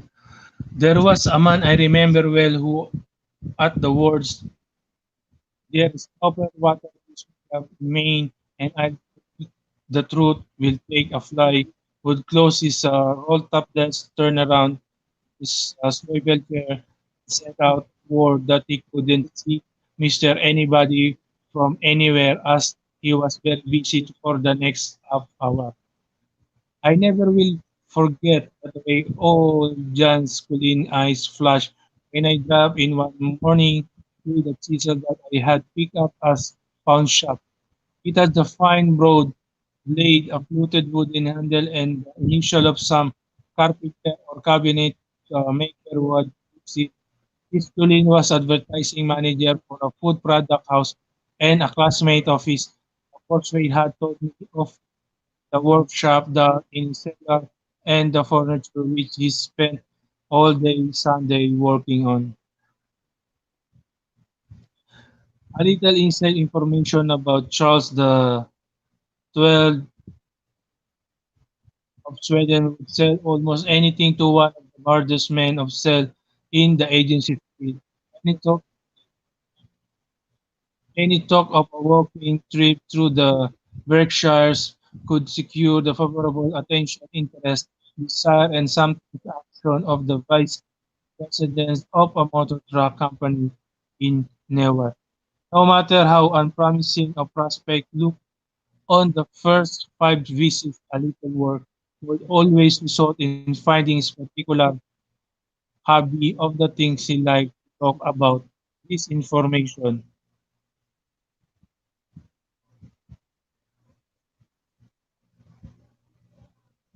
once secure, the sale was easy if it is was in any way possible to link up his hobby with what you had to sell. My sources of information were all kinds of people in all kinds of places. I would first list the college and the class of the man.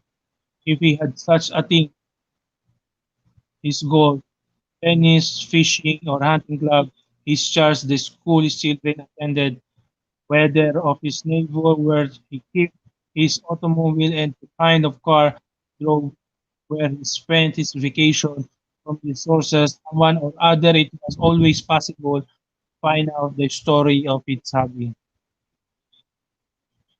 But let's not go overboard on this hobby matter. It's well to hold in mind that such approaches are abnormal suitable for prospects who are hard to see or hard to sell and who can place large order. They should be used mainly as a last resort unless the pre-approach has revealed that the prospect like to discuss his hobby with callers. Most business executives would rather discuss their business than their hobbies, at least during business hour. The salesperson who can offer a way to make the business more successful may be the or the, the camp who tries to talk hobbies beside most salespeople are not well enough to verse in the prospect. Hobby discuss it intelligently. A clumsy attempt to drag into their opening conversation is so transparent that is likely to defeat its purpose. It is safe to say that the obvious hobby should be approached with extreme caution by the salesman.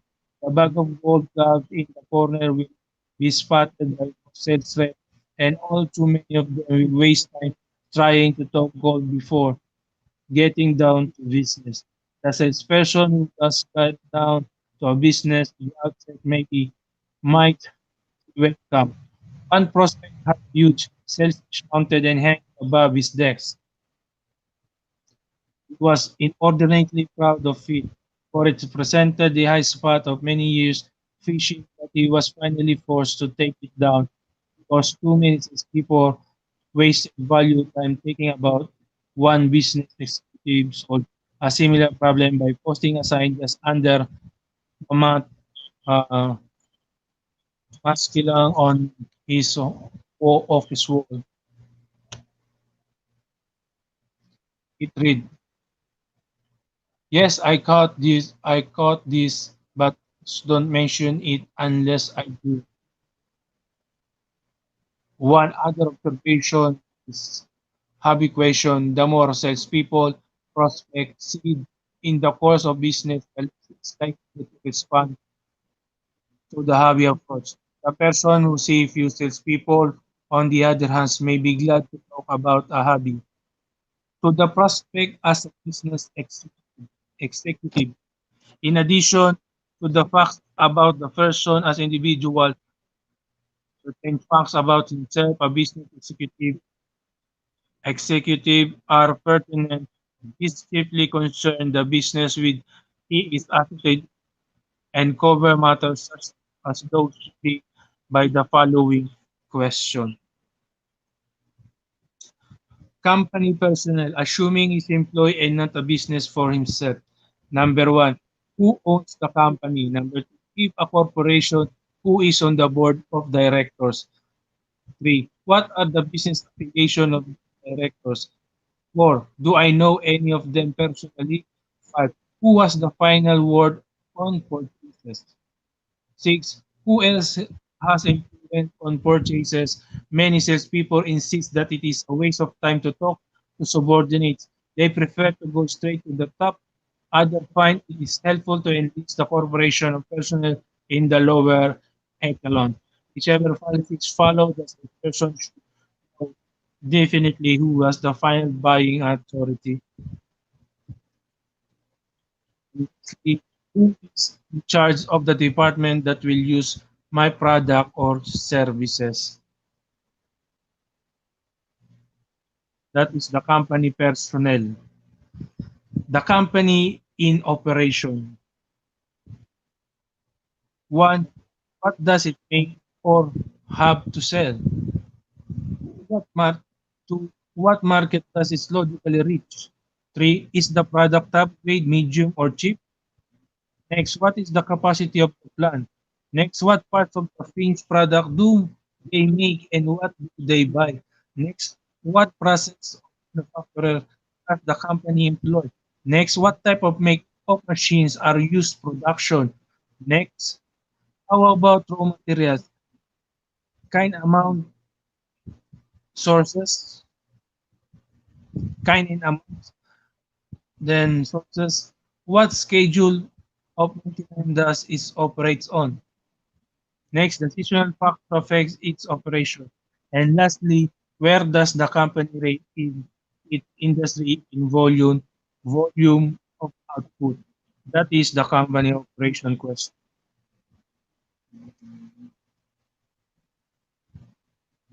Earlier, the company personnel question.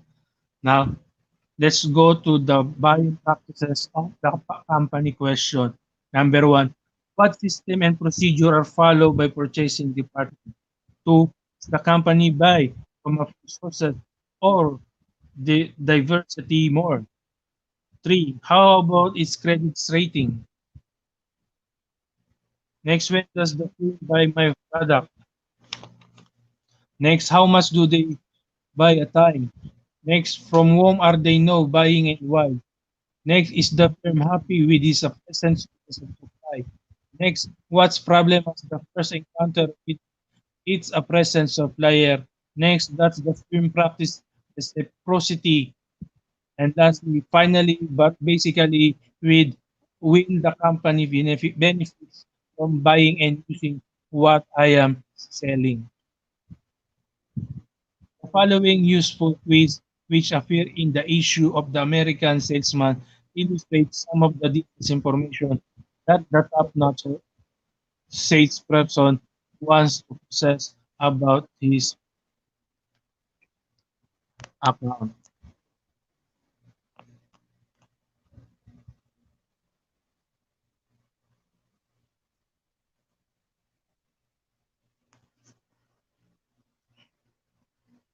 How well do you know this account? Take one good customer, adjust knowledge, and maybe a little steering will result in extra visits. Most salesmen know all kinds of things about their best account, from the first name of the receptionist to the tastiest dishes served in the company dining room. But sometimes there are also surprising gaps in the information. If you are curious about your own customer knowledge, try this quiz for a couple of accounts since you will be both test administrator and subjects you can keep grades as secret. Number one, just how many VPS does the company have? Number two, what are the responsibilities? Number three, what time does the PA arrive at work? Number four, what's his secretary first name and favorite flower? Five, who's the brightest comer in the purchasing department? Six, what does the chief designer or engineer think of the PA? Seven, of what business deal is the PA possessed? Eight, what does its principal competitor have that the account wishes it had? Next, how many executives at the account know important men in your company? 10. What are the accounts worst kept secret? 11. On what days of the amount does your chief competitor call there? 12. What department are under particular pressure to cut costs? 13. Through what departments did the company president come up? How? 14. How many of the accounts customer can you name? 15. What grandiose plan is the company hold for an upgrade time? 16. How big a dividend did the stock pay last year? 17. Can you remember the company's slogan? 18. Who is the purchasing department in stock and should buy from your competitors? You should appreciate the intimacy between the customer salesman and his account.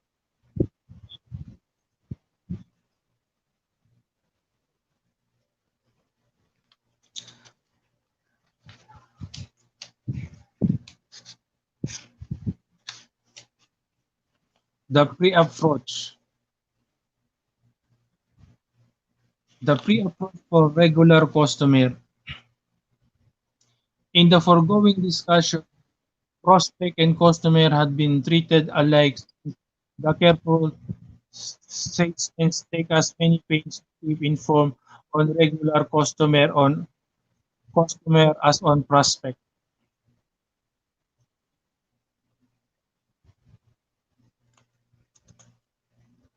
It is important to keep present customer as it to secure new one, so the salesman should exercise every precaution in the care of and feeding of existence accounts. Many professional sales people keep data books on the people with whom they do business. On each page, they jot down the person name, religion, or church connection, if any have his family, the service club and fraternal order membership, the amount of the order, personal interest, political residency, other miscellaneous items, and the subject discussed on the occasion of the previous call. Few things are more pleasing to a customer than subtle flattery applied by the salesperson casual remark. As you said, when I was asking Mr. Smith, or I've been thinking over what you said last, maybe about the thought that this chance utterance of his has remained in the salesperson minds is deeply gratifying to the customer.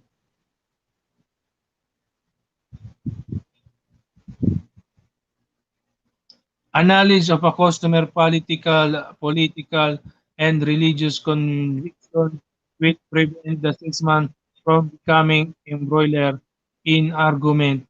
Thus, a page in this little memorandum book might, might look like this, all named in the following purely fictitious, of course.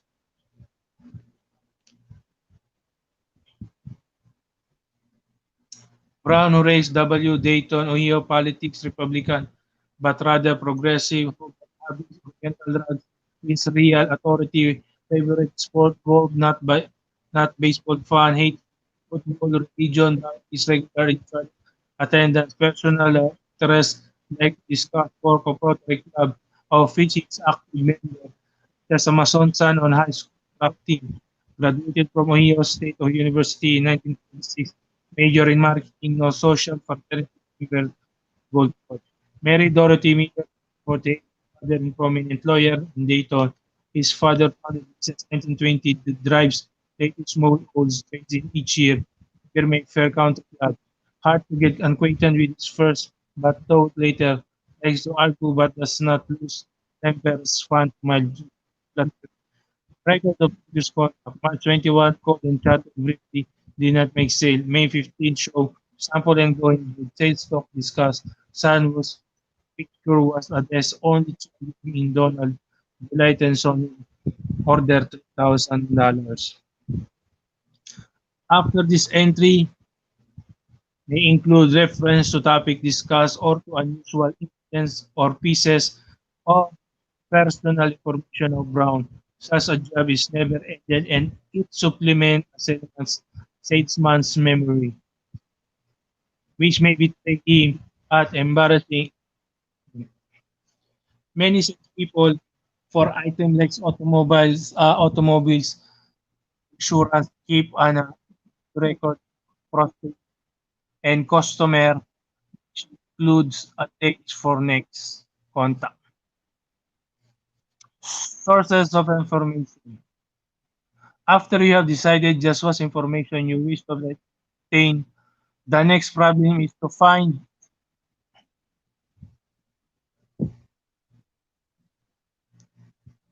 it. Why you may be tempted to conclude that it would be quiet, difficult to gather the type amount of information about the prospect that has been recommended. Actually, such is not case. People being people like to talk about people. The prospect many times is willing to disclose any critical facts information is there for the seeker of mind. Fellow salesman,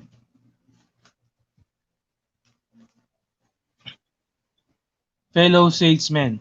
It pays to cultivate friendly relation with other people. Every buyer has peculiarities that are known as to the to the salesperson who call on him, and such facts may profitably be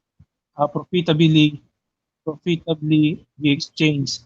These things will come mostly for non-competing sales reps who can be mutually helpful without injuring their own chances. A saleswoman selling fuel oil to a factory, it could safely give a suggestion to a salesman for office machine. Even competitors may occasionally divulge valuable information, uh, especially if they fail to sell to the prospect. They are likely to feel that they have already lost and have nothing more to lose. Or perhaps the competing salesperson will learn to talk freely about the prospect, may inadvertently grab hints that can be utilized conversation overheard in hotel lobbies and dining rooms, on planes, or in passport waiting rooms may yield suggestion of values. A salesperson receive information of confidential nature should never divulge it. If confidence is betrayed, the salesperson will receive no more information from that source. The salesperson who earned the reputation of being discreet and close-mounted will be told a lot more than one known to be tongue. Customer. Much can be learned from customer about prospect yet to be seen. The person who has just purchased usually wishes to vindicate her judgment by having others. By do, she is likely to feel she is doing them a favor. She suggested the salesperson call or some on her friends, the wise salesman's type, to learn helpful facts for her about friends, vertigo, and centers of influence. The person providing the lead should also be pumped for all the pre-approach information at his disposal. Frequently, he can provide almost everything the salesman wants to know. Hence, salesmen develop the habit of questioning the source of any lead right at the time the lead is given.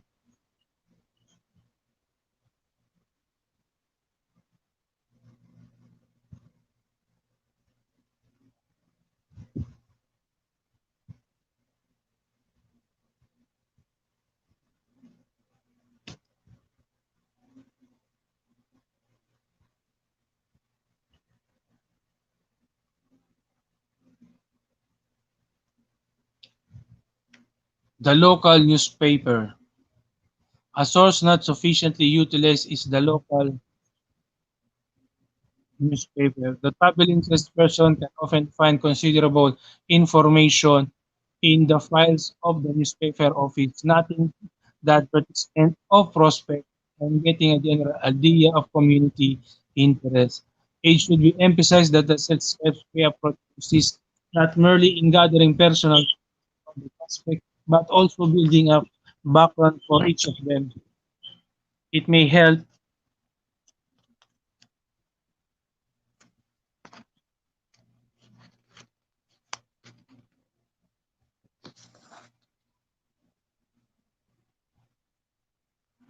to know something of the town's activities and interests when calling for the first time on prospect. Such knowledge furnishes just so many more points of contact upon which establish friendly relation.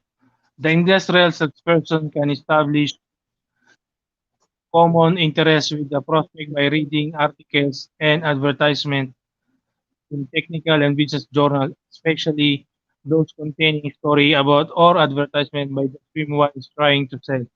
It is not merely a coincidence that most good salespeople are prolific readers of the trade press.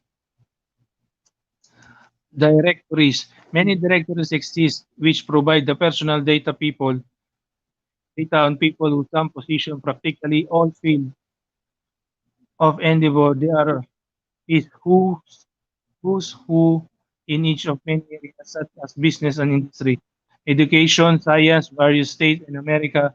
If the prospect is of sufficient stature to be listed is one of this directory, much personal information on the prospect can be easily obtained by going to any Google library. Various industry frequently publish roster and biography data of the executive or personnel of various companies. Observation. As the salesperson enters the prospect place of business, many things can be learned. As its rep calling upon the seller carefully note the brands carry out stock for the indicate a great deal about policy and philosophy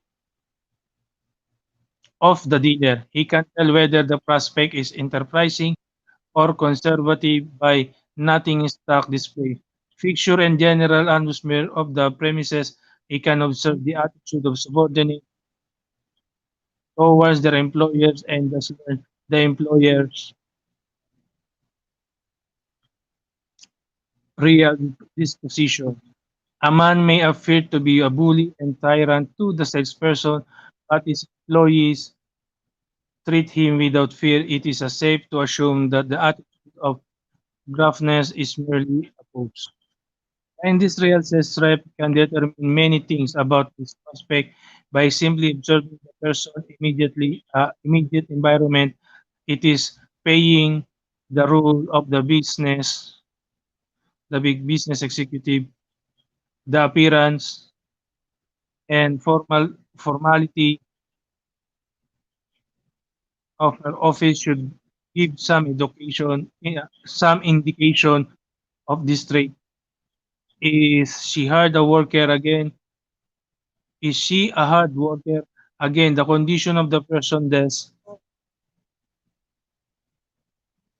and office may provide insight into her working habits. How modern or up to date is she? Look at her present equipment for the answer. What do the picture on the wall tell about the male executive? He is sport oriented. Does he smoke? He ashtray may tell a large story of his smoking habit. Is he prosperous? What school did he attend? Any classmates? Thomas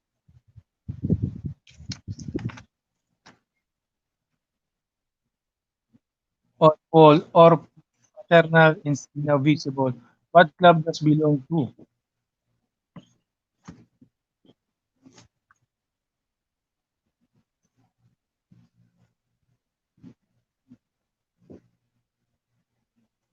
Shout out to Perek Park Mary's home. Shout out to Park Mary home. Mary's home. Tamsak Dan, good evening. Thank you for coming to my channel.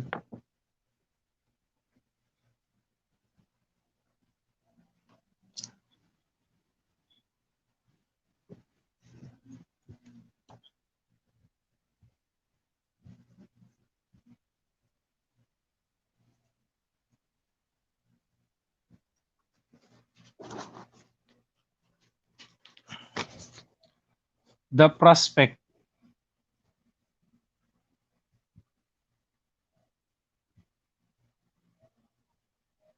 on wall fraternal signal visible. What club does this belong to?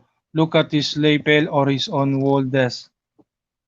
And so it goes. Every bit of material around person can tell the astute salesman something about the nature of his owner.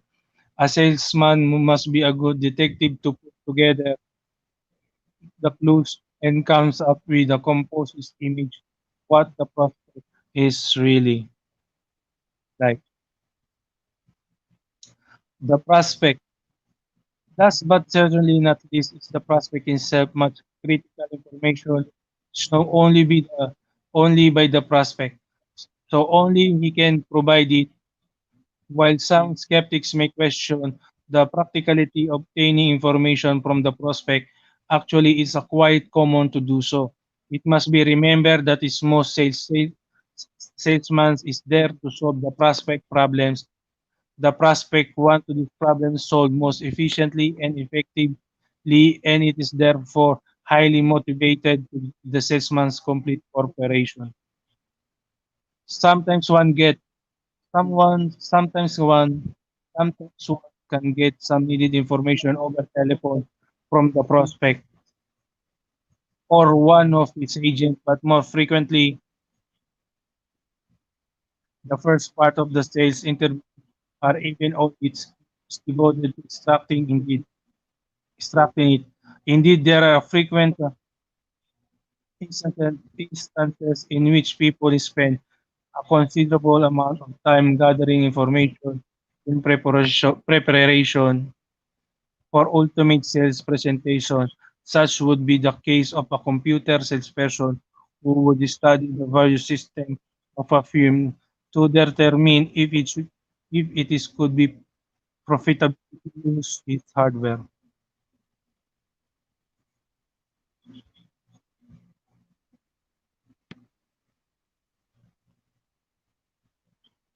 One should never bashful about asking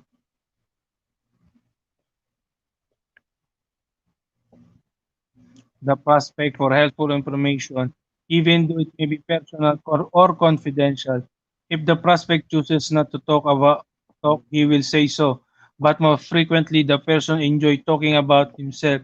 The sales rep who recommends confidence and maintains confidence will be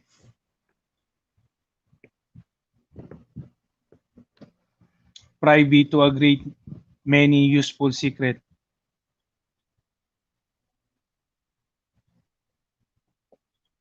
Sizing up the prospect.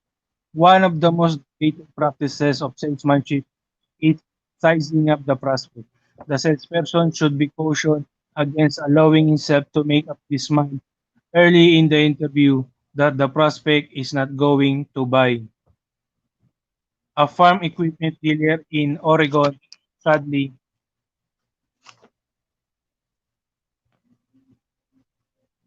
relates. Well, be pretty careful in the future to see that everyone who comes in here gets attention to attention. The other day, a guy came in. I'm in around under one of the machine. He was an old-looking character, so we figure he was just curious. Finally, he wandered out. We learned later that he went across the street another dealer, and when salesman asked him what he wanted, said he was interested in Lugs Howler. After the sales pitch of a few questions, he placed another four. His hauler cost around $8,000 each, but the salesman will inquire, how would you like to arrange payment for them? The character matter. I'll pay for them now.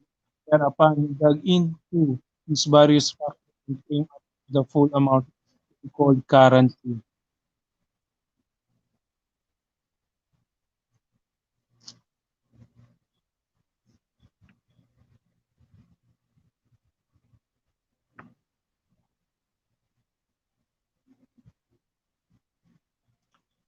Again, to all my friends and viewers, my topic is about the pre-approach. Every veteran salesperson can recount cases like this. One Atlanta furniture salesman learned the hard when he avoided a customer who looked like a poor prospect, wore torn clothes, close hand, and with fingernails none too well manicured. But an old timer in the store waited on the man, and soon there had tried to high pressure into making quick decision a few items. So the veteran salesman remarked, take your time and adjust just sort of trail, find exactly what they want and I'll try to do that.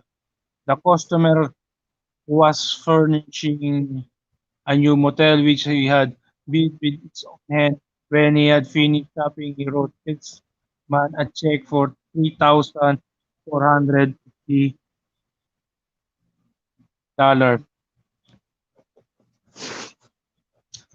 A not too well dressed middle-aged woman was waited on the shoe department of well-known Texas store. The clerk was new and eager to close the sales so he could wait on some oil millionaire's wife. Shortly, his customer put on to have someone else wait on her. So he called one of the store roving receptionists and asked to her look after the customer. After 1 hour and a half, that she was the window of an oil worker who had been killed in accident and she was investing someone of his savings and insurance in a trip back to her native. A large wholesale dry goods house in St. Louis has had difficulty in impressing upon its house salespeople the desirability of trying to sell every prospect who comes in. Sometimes ago, a rather unpromising appearing individual is playing on him. That is all but one. This young chap tackled the apparently hopeless prospect, eventually sold him $18,000 worth of hosiery, turned to the buyer for a foreign government invests in such manner to as to deceive the average salesperson. Indeed, which this was his purpose. He feared that if he identified were known, it would be cause the seller to put him a higher price.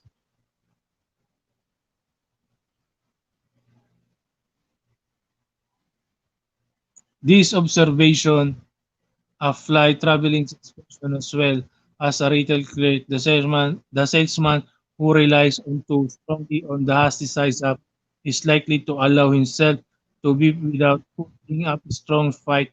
Often the prospect exterior belies his ability to buy. Clothes does not make the man or woman as the experienced seller has discovered.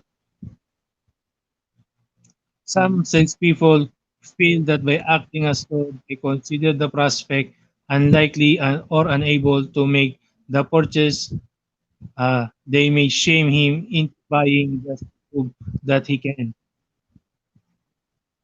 Undoubtedly, this needing of a customer pride is instrumental in closing some sales with weak will buyer, but it may be doubted whether such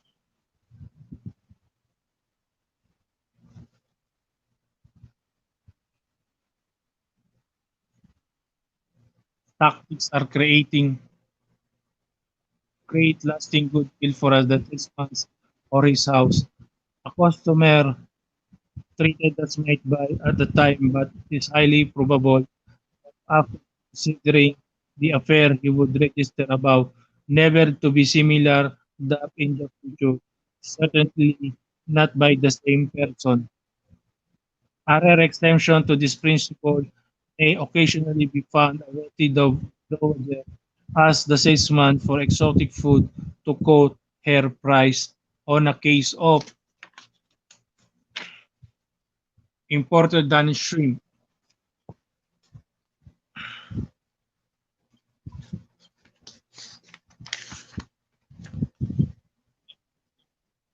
The salesman's reply, "The prices concern you. May I suggest the A and P, even though she is alleged to have both the stream, this practice is not recommended, simply reported."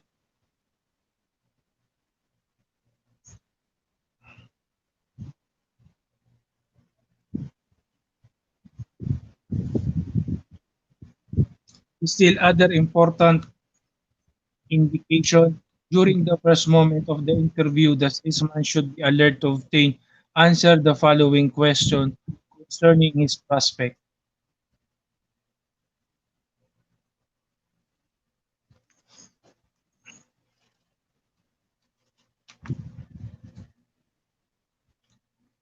Okay, I will be back. So just wait for a while. I will be back.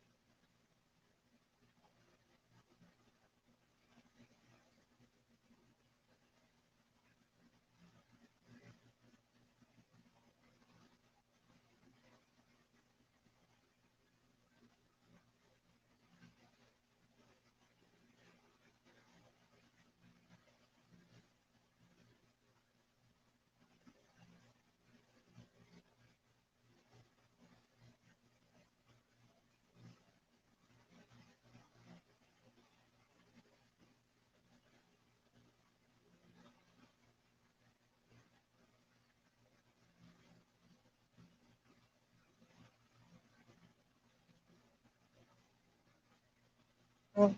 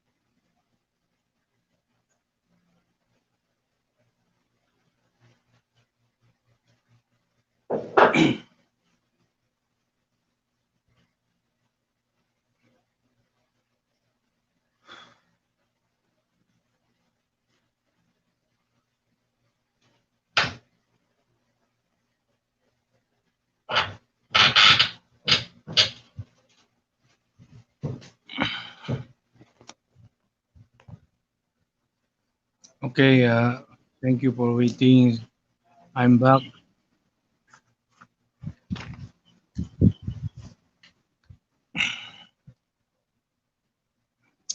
Let's proceed to our discussion about the pre-approach.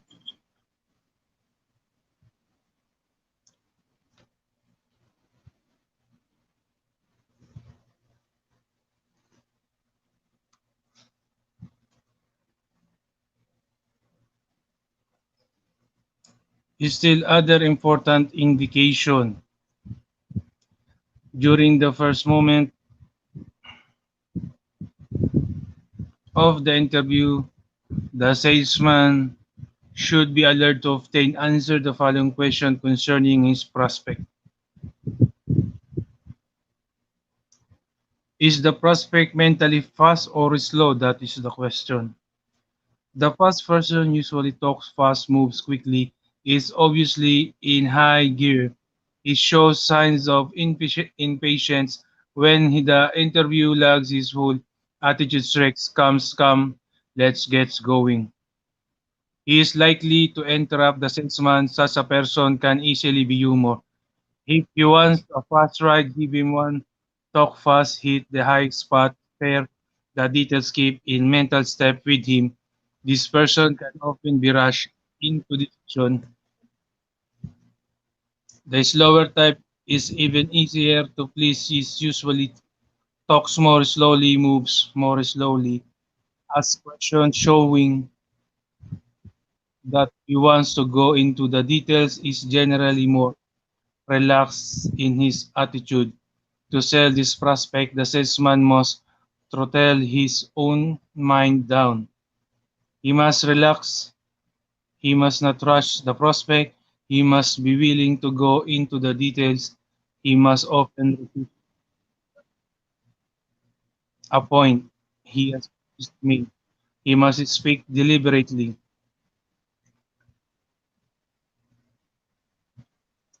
The important fact here, the salesman should look for the signs indicating the prospect's mental RPM right at the start, just as soon as he's speaking. If we can learn about these features in advance of the approach, so much the better.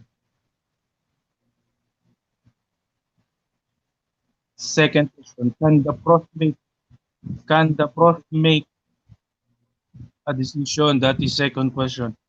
The vacillating person is not the same as the slowing thinking person. This may operate at high speed, yet it find it hard to reach decision, is procrastinate,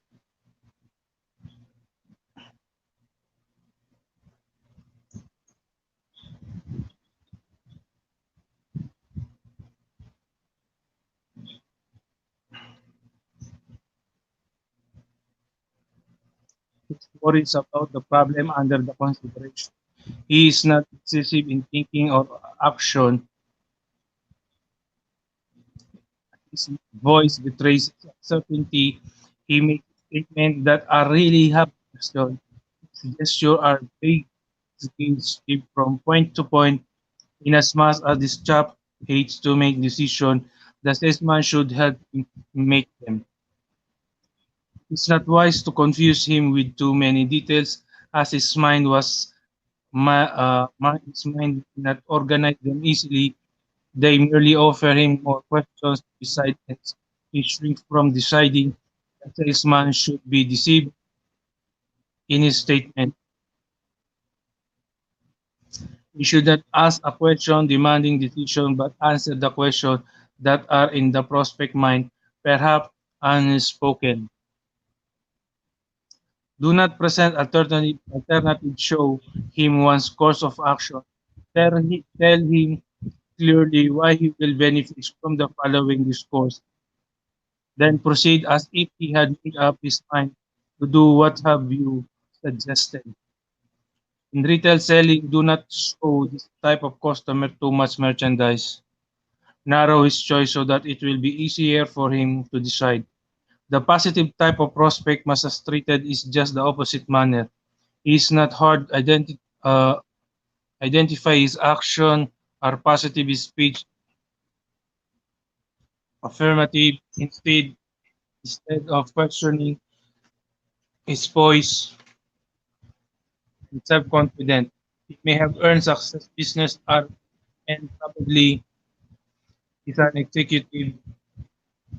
He wants to make up his own mind and doesn't any effort to crowd into the decision. He may be bit cocky, he may be proud of his success. It does not pay to put pressure on this man. He should be permitted to dominate the interview or at least see him to.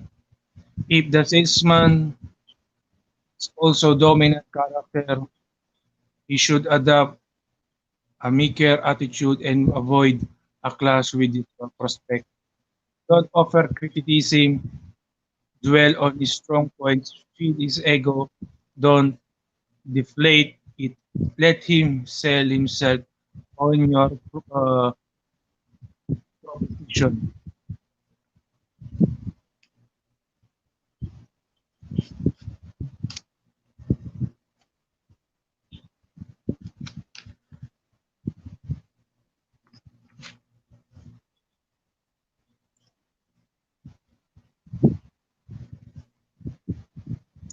Is the prospect talkative or silent? Experienced salespeople differ as to which of these two types of prospect is the more difficult to sell. The friendly chatty chap is easy to approach but sometimes hard to pin down. He may try to steer the conversation into channel having nothing to do with the proposition that salesman wants to discuss with him.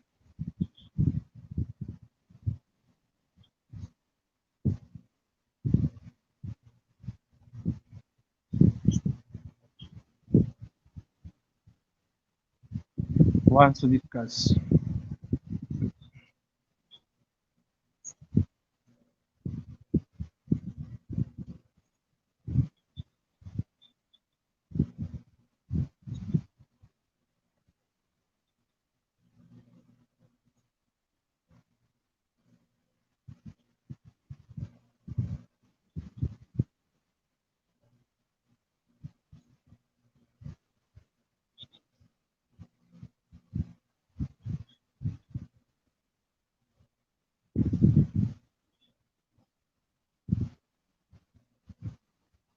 If the prospect talkative or silent experienced salespeople differ as to which of these two types of prospect is the more difficult to sell.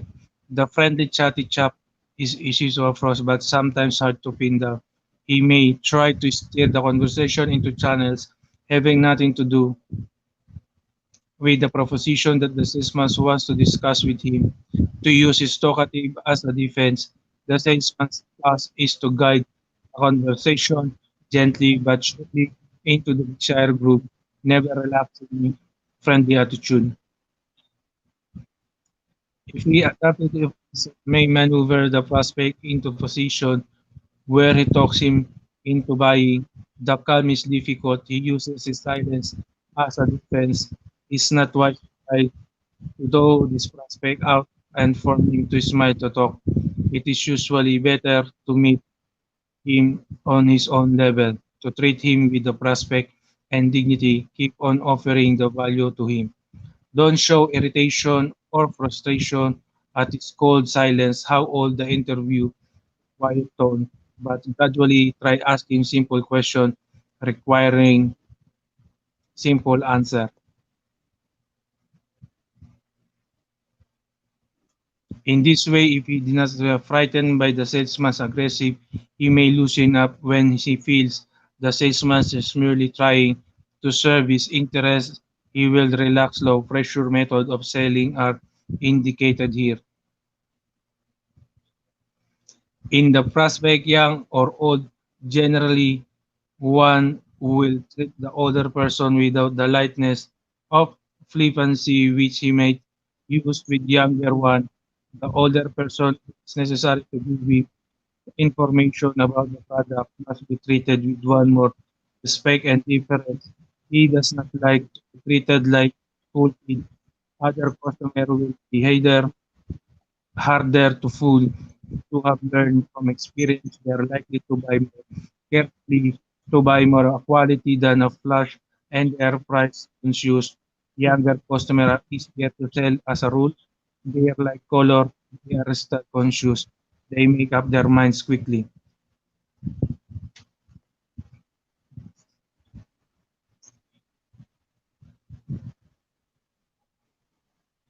Prospect state of decision. There is still another evaluation on prospect. In this one, is how far prospect has traveled mentally towards the decision to buy. That is some prospect great partially able to complete the job, and others have not even the slightest intention of buying. The pre-approach should tell the salesman about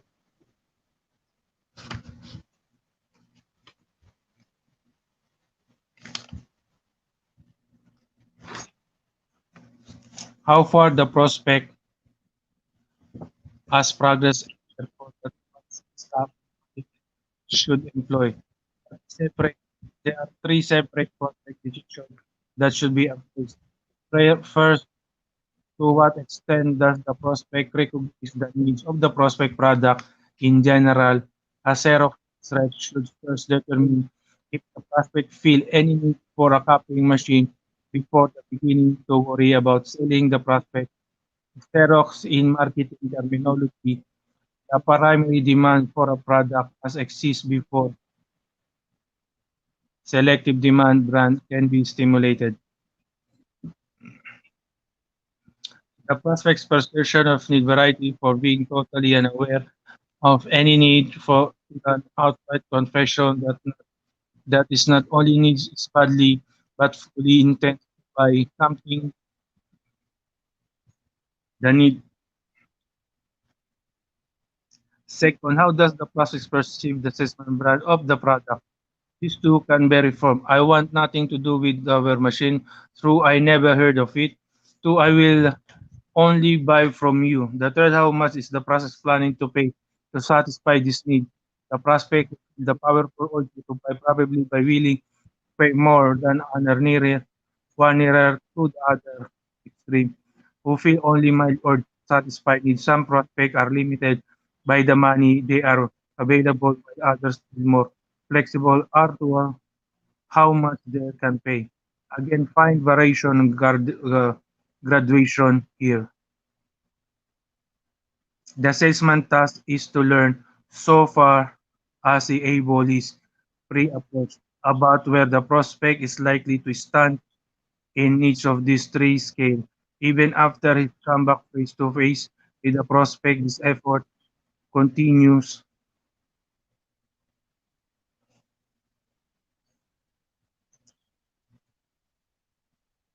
There is as much fun is trying to tell prospect of the negative esteem. All three scale, but there in between prospect may be worth working on. However, the salesman wants to know whether to spend time trying to awaken the desire for the product, general or rest of the particular product is he selling. Perhaps it will be necessary to justify the price if the purchase involved more money than the prospect had planned to spend. It comes down to putting the selling emphasis in the right place for the given prospect, thereby saving time and making it more likely that its sales will be made. The order in which these three factors are presented here indicates the order the salesman will check on them with prospect. If the prospect feels no need for any car, there is no point of demonstrating that the car is the best and the price is right. The first task is to make the prospect want a car. Similarly, if the car user selling does not fit his idea of what he needs, there is a little nourishment in trying to justify the price, so the salesman checks the points in the logical sequence. Conclusion: the importance of the pre-approach is widely underestimated by the average salesperson. It is a lot of work most of us would prefer to avoid, yet the diligent professional know the advantage given and does its homework, thus preparing himself to sell the product. The key to pre-approaching is alert resourcing is using the sources information that are readily available to all. Discussion question. Number one, is the concept of the pre-approach applicable to any other human activities besides selling? Two, if you were selling mutual funds, what protect information you want to obtain prior to making a sales presentation?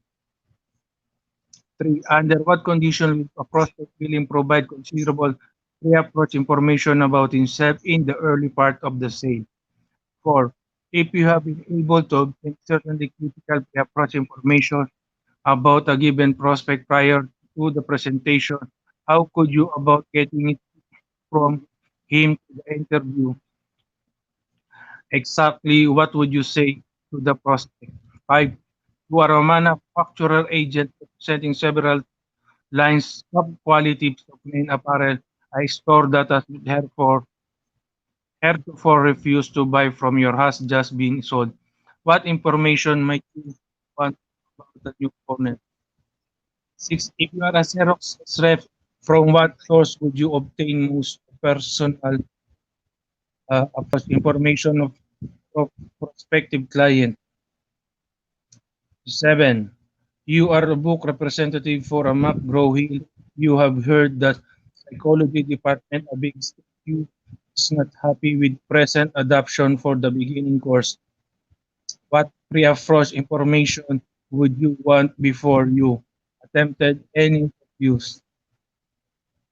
From what sources would you seek such information about the psychology solution?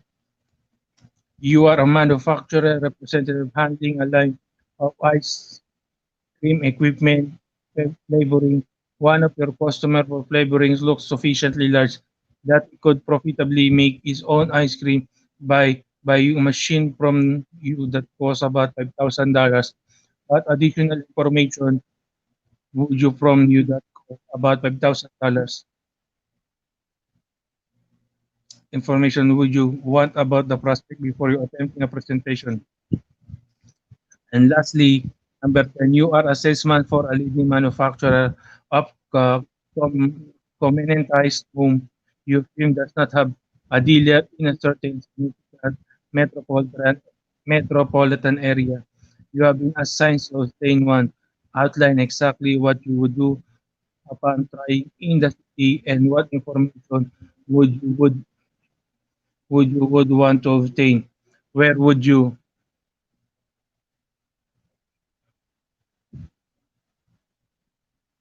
to get it? Where would you go to get it? Once you obtain a lead to be probable killer, what information about he would you want to get? Okay,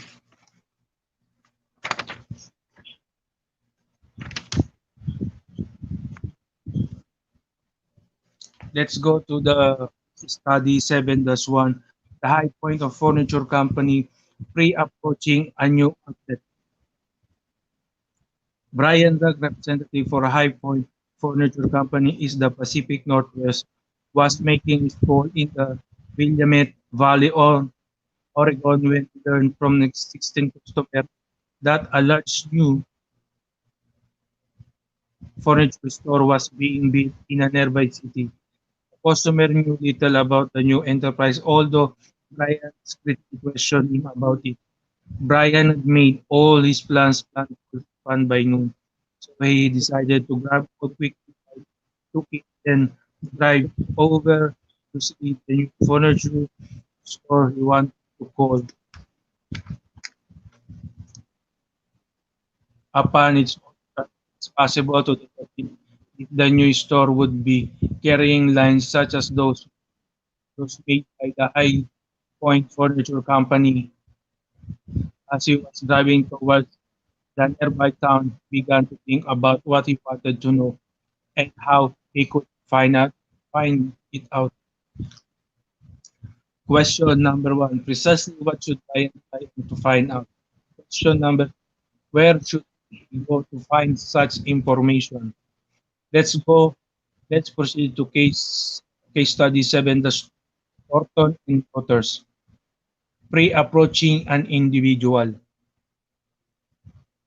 Mr. Tom Horton, president of Thomas Horton and Daughters, a publisher wanted as an internationally noted psychologist to write a text written many highly esteemed works in various topics in his field. He had never put all his thought together for the beginning student. More Horton thought it was time for such a book to be written, so he set out to persuade the man to do the job, knowing full well that with the psychology had adamantly refused to do it for every publishing house in the nation. He had stated time and again that just did not want to do a basic book. Mr. Horton realized he needed to know a great deal about the man if he was to develop a presentation that would do the job. What, what information should Mr. Horton to seek about psychologists? Where could he get such much information? That is Case 7, the Sue Horton and daughters pre-approaching an individual. This is the end of my topic, the selling process, the pre-approach, and I will continue this my topic tomorrow,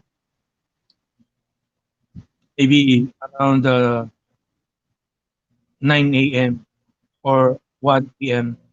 So to all my viewers and friends, thank you for coming in my channel. I hope uh, I see you. I will see you also in your channel. I will visiting you in your channel. So to all my friends and viewers,